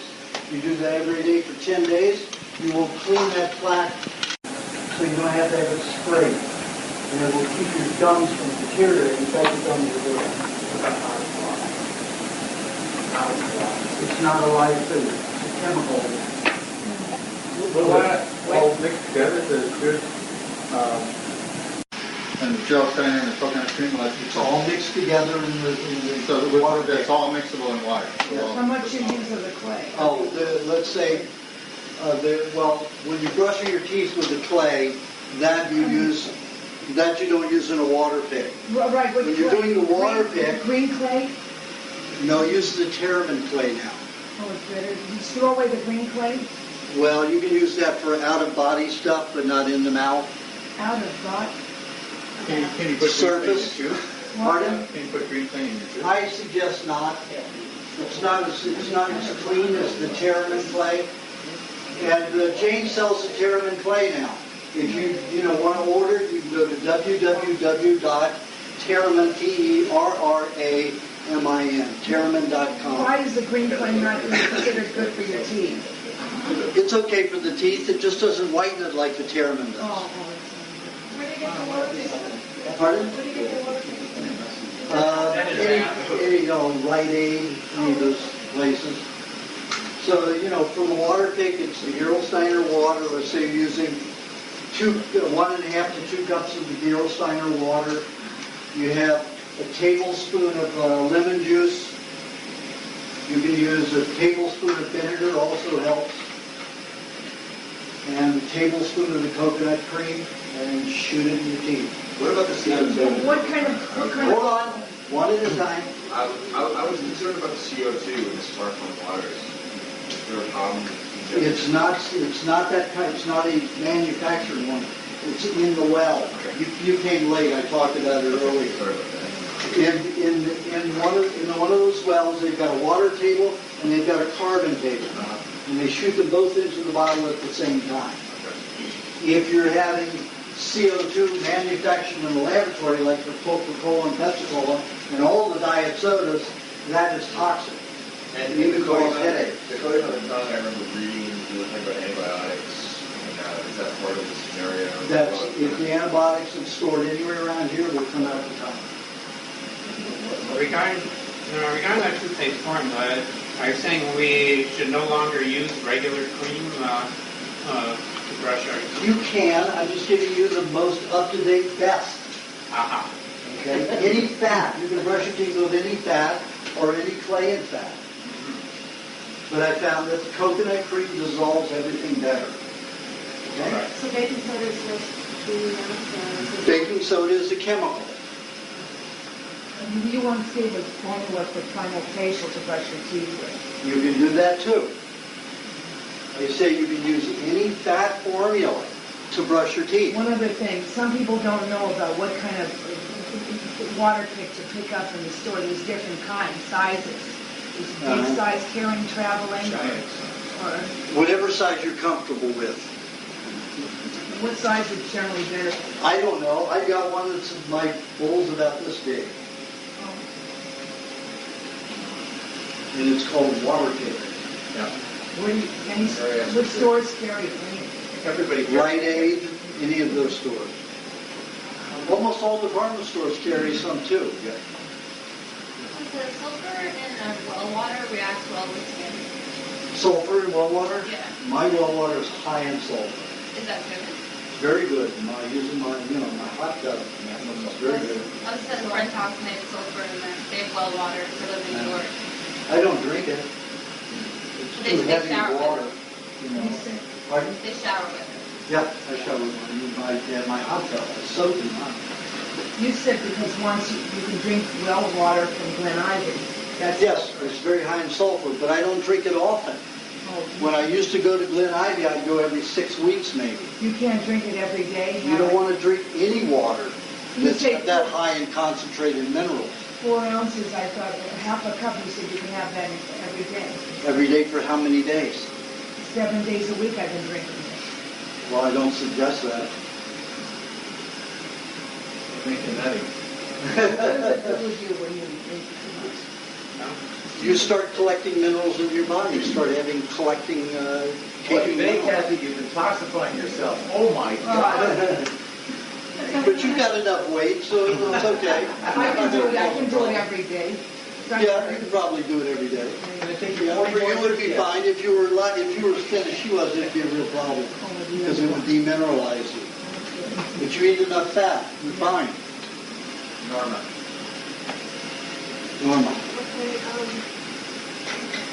Okay, I went on vegetarian diet, and just trying to put this all in one nutshell. So I'm experiencing hyperventilating. Are you going to give me 20 questions? Yeah. Well, just these symptoms. How do I minimize them? If you're going to give me something that's that specific, it won't work here. Okay. Okay, you have to give me a question that needs to be answered in your mind on a general level, or this small specific answer. And if you're going to give me symptoms, a lot of symptoms, that doesn't work here. No, you need to go to the office just to get an appointment. That's what I was going to ask. How do I do that? Call me at 310. I left a message. I haven't gotten a return call. I'm so far behind doing all this travel. I got your other book. I'm waiting for that. I'm 180 emails behind. So if you want an email, it's going to be weeks before I get back to something emergency important. Yes, she's dying, and I'm trying to help her. She's not able to receive anything properly. It's like the milk is making her ears ring. The colostrum is making her ears ring. I tried eggs. She has emphysema. So we need... Just give her eggs by themselves. There's lots of eggs and honey and butter. Just eggs and honey. And how do I minimize my itching? That's the only thing starting to crazy is my itching. Is milk causing that, aggravating that? You need to add cream to your milk. to always add cream or butter? Because I felt like... Always add cream or butter to your milk. I do the same thing. I always add cream or butter to my milk. Because I don't feel like because I was told I had a liver by inclusion that my fat wasn't digested. It's just like when I eat butter, I start to ditch. Well, you may be throwing off all those sugars that you got collected from being a fruitarian. So just keep going. Yeah. So you get the fat on you. When you get enough fat on you, the fat will start absorbing it, stop throwing it off to the skin and causing dryness of the skin. So just keep doing it. And raw milk is okay. Raw milk is wonderful. It's not going to aggravate the kidney.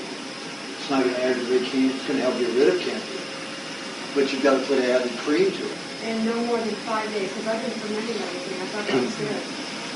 It's good, but not, if you're in the winter time and it takes 5 days to become kefir, that's fine.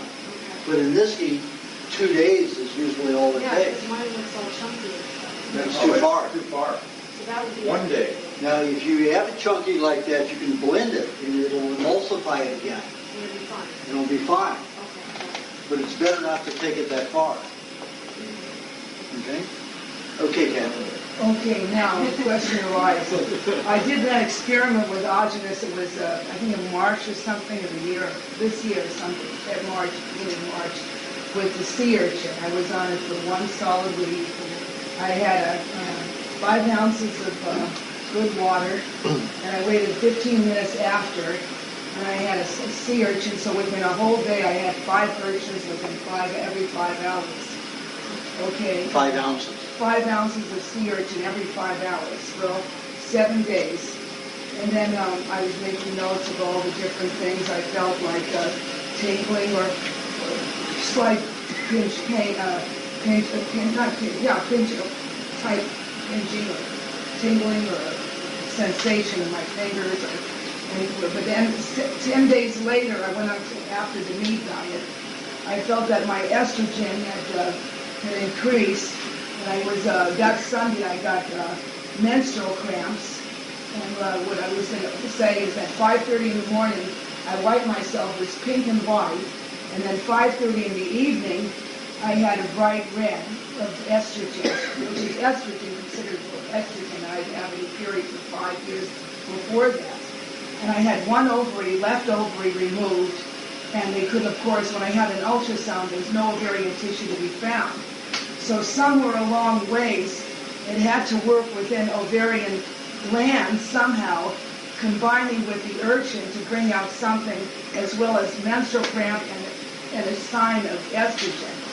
So I'm going to do another experiment. Let me put this Another experiment will be done in October, where I'll be on 2 weeks Kathy, straight. they have no idea why you're saying all this. Oh, okay. Kathy is already in menopause. She's been in menopause since 1997. 1997, she's been in menopause. Yeah. She wants to regain the ability to have a baby. Well, I mean, so she's doing these experiments. I want to see what estrogen, I want to see that women do not also go through menopause. I want to see that there's an ovarian gland that's able to function, which people have said that they stop because the ovary runs out of eggs, which is a fallacy. I'm going to prove that since I had that 1-day experiment of 12 hours to show some sign, the next sign will be even stronger because I will be on a 2-week continuous period, 2 weeks of ingesting sea urchin, which will cost me $700 or $350 per week. So you got to gather. I mean, you got to all see that. But Kathy, you cannot make that conclusion. No, I know, but I mean, it was the beginning of something, of a change. Yes. What I'm trying to say is, it was a change that nobody could answer for me. Of how could something work when something you say is not even there to show itself to begin to work. Well, you have 1 ovary. I know, but no ovaries. I know, but I'm saying that having the idea that even during surgery it worked, never after surgery, for a year. But I just wanted to see that these things can come about even though you think you are in that state, what they call a state of menopause. That menopause is because of some reason in your body that it came about. It's a state that it came about. All species, even healthy species, come to a point where they no longer procreate. Well, I know that. Well, I'm just saying, but in the human body, it somehow could be different. We are different. We probably should be able to have children until we're 70, 75. I mean, no, I'm just saying, as long as the men are able, I think the women have the ability as well, that we're not put in a special... Well, take a look at the men now. They've got impotency. I know. No, so but I'm same trying problem. to say that the urchin that must have... I'm trying to say is that the sea urchin has some kind of properties that can change within our system many factors that we're not even yet aware of, that people haven't even tried on a day-by-day basis. On a concentrated day-to-day basis. But I told you I did not want to talk about these experiments until we've done that a long time. Okay. I wanted to bring that out because that was an answer to Bonnie's question that about menopause, that women It's don't not know an answer, it's a hypothesis. We don't know yet. I know, but it's the beginning of... Didn't I ask you, I told you if we do any experiments together, you don't talk about them until we're finished. Okay? Thank you. We're done. Do you have a question? 310-589-0589. Do not call me except at 7 to 9 in the mornings. Between 7 a.m. and 9 in the morning. Call me any other time and I'm going to be upset. That's right. So call me between 7 to 9 a.m. on me. I take unscheduled calls at that time and answer questions at that time. It's a minimum of 10 minutes, which is $20, and then every 5 minutes it goes up another $10. These have really specific questions, but I was told that you can look at it. Yes, that's a consult. You email me and ask me for consult information, I'll give it to you, and you can call me separately. Speaking about one What is your email? Optimal@earthlink.net. Where are you from or what? No, you come to me. Now, I'm going to find out on Monday when the antlers will be coming this coming week. I'd like Joy to point you to a place on very pleasant up there. it's in the mountains. But when you ask me for consult information, I'll also send you the direction. Next. Have you ever looked into air cleaners? Are they effective at all? Yes, they're very good. The HEPAs are, of course, the best. I used to use the Alpine when I didn't live in Malibu where the air is clean. Yeah. So. Well, what about the ions? The ions, when I did tests with those all through the 70s, they were all bad. What about the... Because what happens if you're in the room, you have to understand that ions are bombarded. And what happens? They split molecules. And these are toxins that are split into finer particles that can be absorbed intracellularly. So when these are bombarding, they're going into your respiratory system, into your skin, everywhere. You're going to have one of those on, you have it on while you're not in the room. During the day, you put it in the bedroom, and at night, you put it in the living room or the other room while you're in the bedroom, close the door. Is there anything that's useful in a car? No, not if you're in it. What about like the HEPA filter in the I've got car? a HEPA filter in my, in the cabinet of the car, and as the air circulates, it passes through that filter. But that's part of the equipment that I purchased on the car. And almost all, I think all cars have that option. Mine's a Prius Toyota. Did I hear somebody say? Oh, Yeah, you just said. HEPA filter, air filter. What about breathing ozone? Breathing ozone instead of ions? Anytime you have ozone, it oxidizes fats. Right. It oxidizes fats, it causes them to become rancid. Not a good thing. Okay. Manual and sterile. Thank you. Emmanuel. I smell good. And I didn't used to smell good. I didn't say that any way you want. I have... Does that mean your nose works better, or you put out a good fragrance? Nose works better. My hearing and my sense of smell have improved. And my vision is slightly down. Then you need to eat more red meat. You can eat it with fish. Okay. Fish and red meat together. Okay. the only thing I found to affect vision. Oh, guess what? What? Remember in Appendix X of the first book, I had the epoxy that came out of the ears on my nose, and it caused the cancer to deteriorate almost half of my nose. Put a hole in my bone here, huge hole, and a hole here in the head, and leaked down in and scarred my eye. The cornea, 8 layers of scar tissue. The ophthalmologist said that I would have to have a transplant. That's the only way that it would ever improve.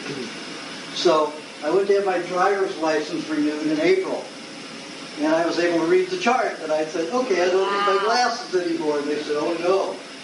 You know, once you've had to wear glasses, you have to go to an optometrist. And he has to tell us that you don't have glaucoma and this is just a good day for you. So I went back to the optometrist and she took a look and she said, you only have 1 layer of scar tissue left. So you don't have to wear glasses anymore. So we're driving. I never wore them anyway, but we're driving. So I didn't have to wear them. So, you know, it's working. It's slow. It's been 8 years since that, but it's working. They improved. So it went from, after that, about 3 months after that cancer burn in the eye, my vision was 140/80, and now it's 20/40. What foods did you say you used? Red meat and fish. You mean it was 2200 and now it's 2040? Yeah, 20/40, yeah. 140/80 is blood pressure.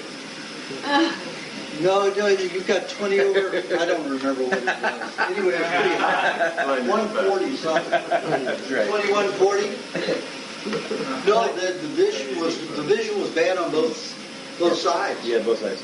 Because 20, one of those, 20 and 20 means you have good long sight and good close. Yeah, either vision. right. So mine was 140, 180/140. No. So you were nearsighted and farsighted? In this eye, it damaged both. I see. I couldn't read or see distance with this eye. It was one blur. Now I can almost see detail. Like I can tell, you know, your eye there. I can see the outline of your glasses. Just slightly blurred now, but I can read your T-shirt. That's what I am. Cheryl's turn. Thank you. Okay, sure. Okay, the milkshakes that I'm taking twice a day. After 6 months now, I'm finding the one at night, right before Too sleep, much. I can't digest it. Okay. So You just don't cut have out. Just, Okay. You could down 3 or 4 eggs. Okay. Why is that? That all of a sudden it seems like I can't digest it. Well, you probably have reached a level where it's just too much dairy for you. Okay. With everything else you're eating. Okay. Now, the Fulani tribe, they live 90% on raw dairy. That's almost all they eat. You know, they'll maybe eat a cooked meat meal or a raw meat meal about once every 3 weeks. Where did they live? Pardon? Where did they live? In Africa. And they're rich. They're rich. The more cows they have, the richer, the greater their wealth. Fulani tribe. And but they don't have any problem. They never get sick of milk because that's their diet. But on this diet, you're eating, you know, meat and all the other substances. You don't need that same inundation of dairy. But it's very helpful at first to do that. Okay, but if you start sucking down eggs at night, you know, maybe chase it with a little honey and butter, you'll find yourself much more hungry. Oh, and again, I'm going to repeat that. The body starves of protein after 5 hours. Do not go 5 hours without eating something. Egg, milk, something with protein in it, meat. So if you go to sleep and it takes you 15 minutes to go to sleep, you set your alarm for 5 hours and 15 minutes. You wake, you have a milkshake in a small amount or a couple of eggs Rocky style or some milk with a little cream and honey in it and go right back to sleep.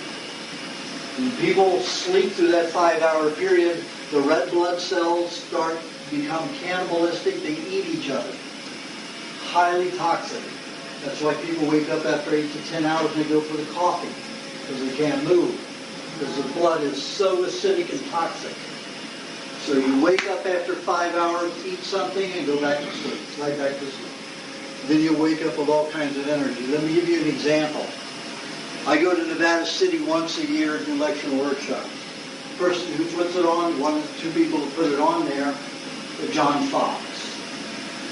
Been going there 3 years at this point, at that point that it happened, which is 2 years ago.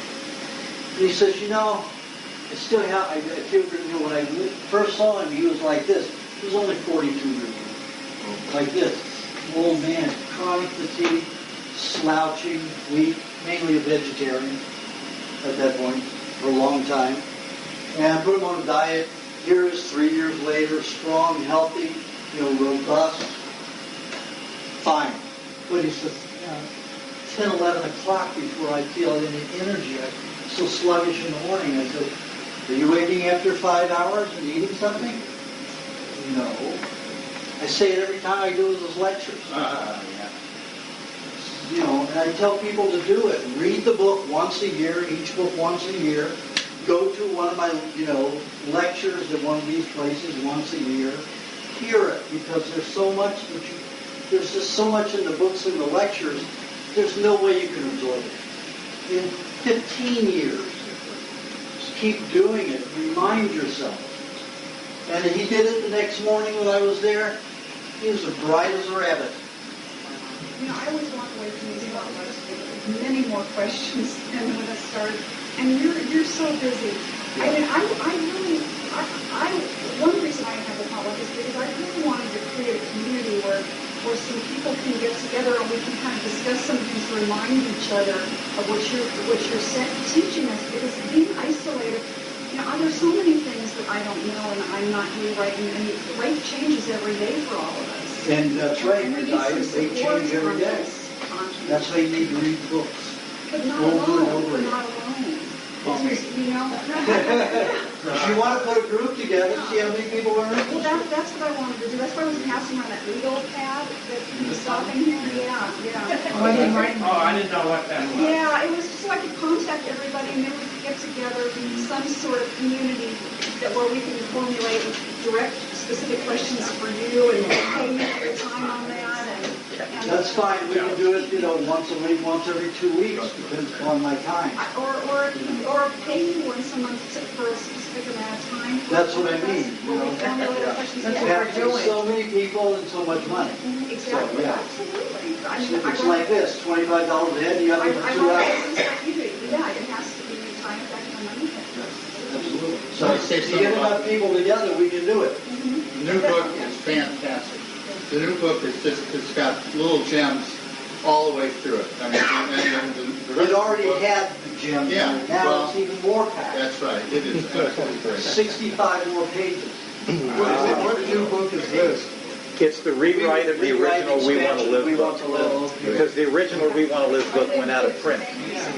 He sold all the copies, and by that point, he wanted to actually do some rewriting because he's discovered new things. Roger, you have a question?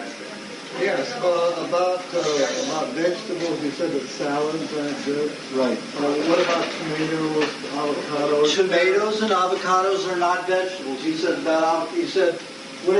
something about vegetables not being good for us. What about avocados and tomatoes? Avocados and tomatoes are fruits. I say it in both books. They are fruits. Anything that is a produce of a plant is a fruit. Those are bland fruits. What about carrots and beets? Carrot is a fruit. That's a vegetable. Beet is a root. That's a vegetable. Anything that's a leaf stalk or root is a vegetable. So you shouldn't eat beets or carrots? Not unless it's just 2 tablespoons a day. But avocados and tomatoes are fruits. They're fruits. Cucumbers, fruits. Zucchinis, fruits. Melons are all fruit. What about cherries? Cherries are fruits. So you can eat all you want? No. Sweet fruits, no. Bland fruits, almost. Let's say cherry tomatoes, you can eat a lot of those. What about tomatillos? Tomatillos are great. So the tomatoes you should eat a little bit greener rather than really ripe. It's perfect. There won't be quite as much acid in it. Abraham? Yes. For muscle fatigue, what would you recommend for that? Muscle fatigue, it depends on why it is. You can have uric acid that's stored in your system. Unlikely unless you're a cooked meat eater. If you're a fruitarian, it's a mineral imbalance. If you're just on a normal diet, then... But just in general, for example, yesterday I had to do a lot of exercise. So it's tired. That's a lot of uric acid I was just collection. What will help? Any kind of mineral concentration, usually cream and milk, help relieve it in combination with pineapple. Or green banana with milk and honey. Always put honey in something like that. Concentrated minerals and enzymes help reduce pain. Okay? Maybe you can tell us something about the osteoporosis that women have trouble with generally. I suppose men have some trouble with it too, although that's with them. Is this beneficial for them? Is that well, the reason that there's more osteoporosis found in women is because women go to doctors more than men. So it's discovered. Most men do not go for bone density tests. The whole pharmaceutical industry loves women because they scare easily. They go to the doctor frequently. All they have to put out there is just a mind scare on TV. And a woman is going for a mammogram, which create 30% more breast cancer, according to the greatest specialists of cancer. 36% more breast cancer in the women who have mammograms. When you think about it, it's crushing the breast during a bout of a heavy dose of radiation. What's going to happen? You rupture tissue and you have to be radiated, so it's not going to heal. Of course, you're going to create a condition more for cancer. But that's the reason more women have osteoporosis. Signs of it is because they go to have a check. So the radiation that you get from the test how about that? Very good. Radiation, an X-ray, stops reproduction of cells for a minimum of 6 months. That means no cellular division and no healing in that area. So if that part of the body has to heal, it has to rob live cells from somewhere else in the body, which is endometriosis. In its pure term. You know, doctors use endometriosis, only if ovarian cells are used somewhere else in the body. But endometriosis is when any part of the body uses a cell from another area of the body. And that happens all the time in our society because people are so sick and not getting good nutrients. Yes? What about the use of radiation? I'll come back to your question in a minute. What about the use of radiated iodine for testing thyroid? That's the worst you can do because iodine, the radioactive material, lives for 58,000 years. Are you going to outlive it? No way. You've got to get it out of the body. Okay. And how do you do that? Raspberries and coconut cream. We'll get radioactive iodine. To get barium out of the body, it has to be dark berries and coconut cream. Okay. But I talk about that in the book. Yeah. Okay, let's get back to your question. You were going to ask a more thorough question about osteoporosis. Can this be turned around? Absolutely. Yeah, absolutely. You have to remember, I had cancer of the bone. We wanted to replace this femur bone because the bone was 50% dissolved. This shoulder, 30% dissolved. No pain. No pain. The joints completely restored. All the bones restored.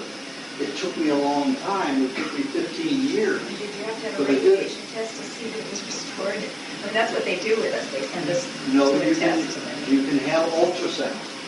They do it in a swimming pool, and you have to find. UCLA has it, so you have to go to a doctor that's not going to X-ray.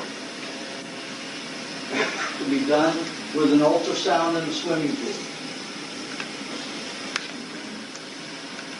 One question on H. pylori and ulcers. Pardon? H. pylori and ulcers. 5 days after giving them trichinosis, they had no inflammatory bowel disease. And they were back 5 months later and asking for more trichinosis. You have to understand that the pharmaceutical industry runs the medical profession. They want you to take medication. The doctors are ignorant parrots. And that's all they are. They're stupid parrots. I mean, they must know something, don't they? Well, very few of them. There are some bright ones. I've got 50 MDs on this diet. Wow. It's good for you. 50, well, I didn't do it. They came to me and I just put them on the diet. But there are 50 MDs on this diet that I know of. Are they regular general practitioners? Around the country. There were all kinds of MDs, specialists of all sorts, and general practitioners. My next question, a list of doctors that are told I can't give it out. They've asked me not to give it out. So but there's no reason to go to a doctor. I don't know why. We're going there. You're asking me no reason to ever go to a doctor unless you've broken a bone. You're leaving for You want to have a reset, or lost your nose, or some part of the body you're I know. put back together. No, I don't think you'll find any other day. Okay, I think we've done it. Yes. Okay. Okay, one- Everybody who did get a question, you two, well, you had a question. Did you come up Yes, with she a did. question? Yes, she asked a question, yes. You asked a question? Oh, that's okay. Well, being that I've never been on this diet, I'm kind of interested. Where would she begin? How would I start? Read the book. Read the books. The very first one, the original one, is that okay? The original is fine. But if you want to, start with the recipe book and wait for the new one to go down on August 26th. It's only a month away. I mean, there's just, do you have like a list of foods? I mean, is there In the recipe book, it has everything listed, how to do the diet, the time of day. It won't be on the market until the 26th The of one August. here about milk and dairy products is causing phlegm. Phlegm's good. How do you think you expel the poisons through the mucous membranes without phlegm? Just think if you put those poisons through the mucous membranes without the phlegm, it would make ulcers in your mucous membrane. Why did he say phlegm isn't good? Because the doctors want you to take medication, the pharmaceutical houses want you to take medication. And a few guys like Arnold Ehret believed that mucus wasn't good. That was his thing. But he died a miserable, dry, nasty death. First book I ever read when I was 19 years old was Arnold Ehret's Mucusless Diet Healing System, and that's what convinced me to become a fruitarian. The first book I read at age 19, according to Health, was Arnold Ehret's Mucusless Diet Healing System, which convinced me to become a fruitarian. Lots of damage. I thought he died by getting his hand. Okay, Aajonus. He was blacking out. He was having all kinds of disorders. Aajonus. Sugar disorders. He was so skinny. I mean, he was thinner than you, sweetheart. And he was dry, so dry skinned. He would sugar out. He would just freak out. He was not a nice, healthy man. And, and ever try having sex without mucus? Is that any fun? Not recently. Can you imagine blowing your nose or breathing without mucus protecting the mucus membrane? You'd be dry and blistered. Mucus is so important. I just have a question for everybody that you probably have to take on. What about sun gazing? What is that? Sun gazing. I did it for 2 years, early in the morning, late at night. I didn't eat anything. I drank a little water during that period, and I wasted away to 96 pounds. So we want to eat still. Can we have both worlds? I can't say that it's any good. I can't say that it's not beneficial. I can't say that it's beneficial, and I can't say it's not beneficial. And certainly I couldn't live off of it like people are claiming. No, I don't want to do that. I want the best of both worlds. But I think getting light into the eye is fine. If you're walking around and sunshine around, you're going to get plenty of light in the eye. You don't have to stare at the sun. Forget about sun gazing. I like food. Okay, what time is it, folks? Okay, Aajonus. 2 things. 5 after 5? Yeah, it's perfect. 2 things. One is I have a little bit of food in the car. I have eggs. I have some bison. I have some chicken. I've got coconut cream. Not much else. I've got 2 gallons of super milk. The other thing is, I think briefly. Okay, briefly, we need to express, all of our what we're doing with what's going on with the lot. So if Aajonus wants to speak about it briefly, we can. Oh, yeah. Okay, the health department came over a week ago last Wednesday and wrote us up and is trying basically to control us. And of course, there's no way that we can, comply to their rules, because they're actually the way that they write all their rules and whatnot will not allow us to be in business because of all the foods that we have. So what we've done is we became a membership, which means that we, what it is that's what we're anyway. We're a group of people that are pooling our resources together to get foods that we can't find anywhere else. That's what we are. But now we had to officially post it as that.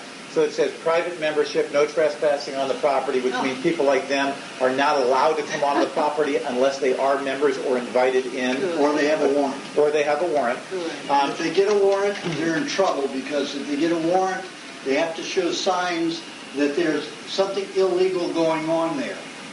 And I've notified the health department of our membership signing agreement, which means we want parasites in our food, we want bacteria in our foods. I named certain bacteria, but say we're not limited to those. I say we do not want any antiseptic.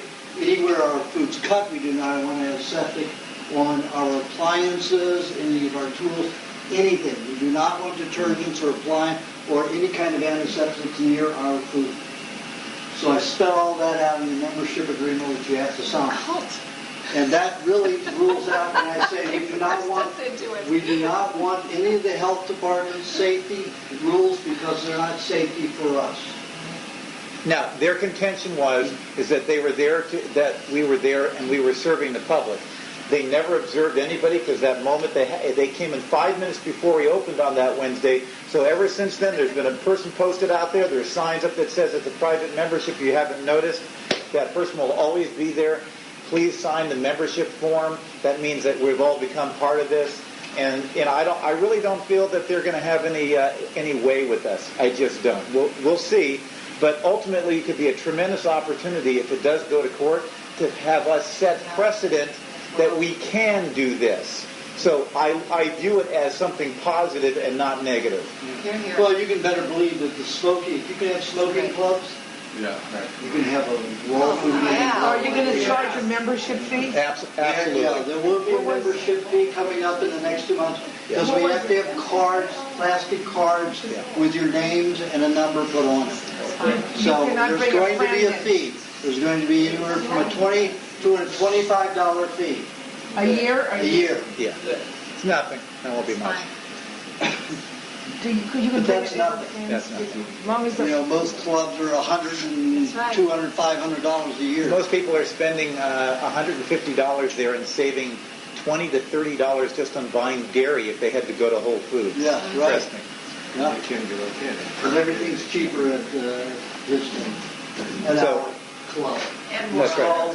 It's called, when I use the same company that I formed, the trust that I formed to get raw milk passed in Los Angeles County in California, and beat the CDC, I called it Right to Choose Healthy Food.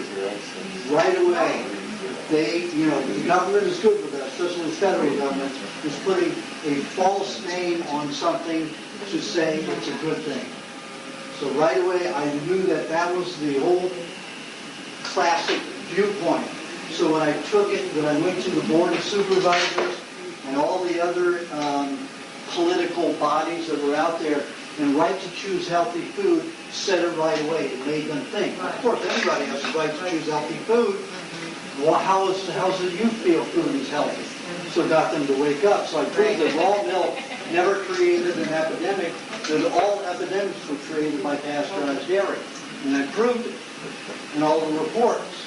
So all the fictions that the CDC, the FDA, the USDA, and all the health departments come up with were all fallacy.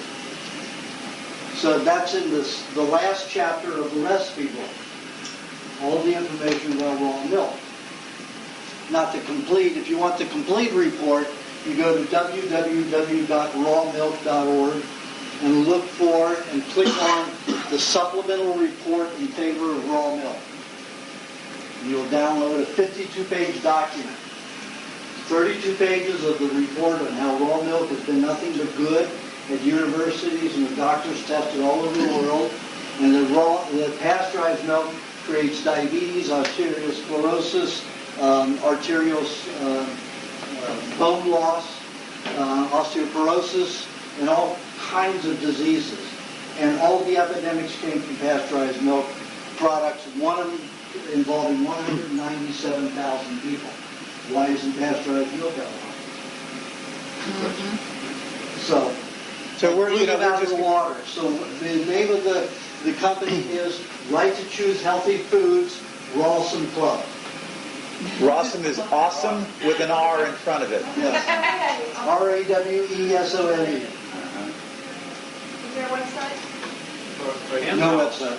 Not very soon. We are actually going to put one up eventually, because what this is going to give us the opportunity to do is what we've never been able to do so far, and that is we've all been under this, worry that somebody's going to come and find us out, and this way, when we, have them back off, we'll never be able to make it legal. We're not going to change all their laws, but they're not going to want to. I don't think they're going to tangle with us. So as soon as they realize that, then I'm going to go out and post this information and put up a website so everybody knows where we are, and whoever wants to become a member can. I can put membership only on our website. I mean, or any LA membership. We're not selling food on the website. We just said we're just giving subscriptions for information. That's it. Will you ever be able to deliver this, and then you have to go out there? You'll have to go to a certain place to get it. Because once you go on a public highway, that's public. That's right. The health department's contention is that they are out there to protect the public. And what I said to them on the phone briefly was they were out there to protect the unaware public. The aware public knows that stuff that they're promoting makes them sick. It's the aware public that we know that makes this stuff, makes us well. So there's no way that we can comply with any of their rules or regulations. And we won't. And we don't want to. Did they have any complaints? Not yet, but trust me, we don't know what's going to happen, in the next period of time. Did anybody from the public complain? Now, yes, the one contention that they had, they said that's the reason why they were there. The man wouldn't prove it to us, is that they had a complaint. So we're waiting to find out what this complaint is really all about. Okay. They don't tell you. Absolutely, and he also threatened and harassed our people when we asked him to leave because he was on private property. And not only did he not, but then he literally intimidated everybody, saying he was going to call the cops. Oh, my. Now, see, if I had been there, I said, please call the cops, and they need to remove you because you're trespassing. Without a warrant, you don't belong here. But see, they didn't know that, and I wasn't there. I wasn't there either. I was on the phone with them. See, I found out 15 minutes before he came there. The universe is really wonderful. I should share the story with you. Sean, my driver, called me up and said the lady next door at the homeless place that feeds the homeless told him when he was in the alley at 11:45 on Wednesday morning, 2 weeks ago, that the health department had been trying to get into our lot since Monday. And I immediately hung up. I didn't even say hello to Sean after that. I hung up and I called Mary Jo and Joanne, told them to go into the office, and as I was explaining to them to post somebody at the front and the back door today because I hear this is about to happen. I was aware of what was going on. We're having this conversation. The durian people are opening up the back gate, and in comes, with the durian people, the health department guy who looks like a black version of Arnold Schwarzenegger. And he was asked, seriously, and he was asked to leave, and he refused to leave the property. And there was posted no trespassing on the gate that he came through. Wow. So, when I wrote them a letter on Friday, I said, we're declining the hearing because you've got no grounds for legal hearing. That's right. Oh, yeah. Trespass, we have grounds to file against you. So if you want to harass us, come on. Because we've got something against you right now. Oh, everybody said the same thing. Illegally, you were asked to leave. If they want to take this to court, they're going to have 400 to 500 people in court They're testifying. Proving them that they're wrong. Nothing to win. Making fools of them, like. That's right.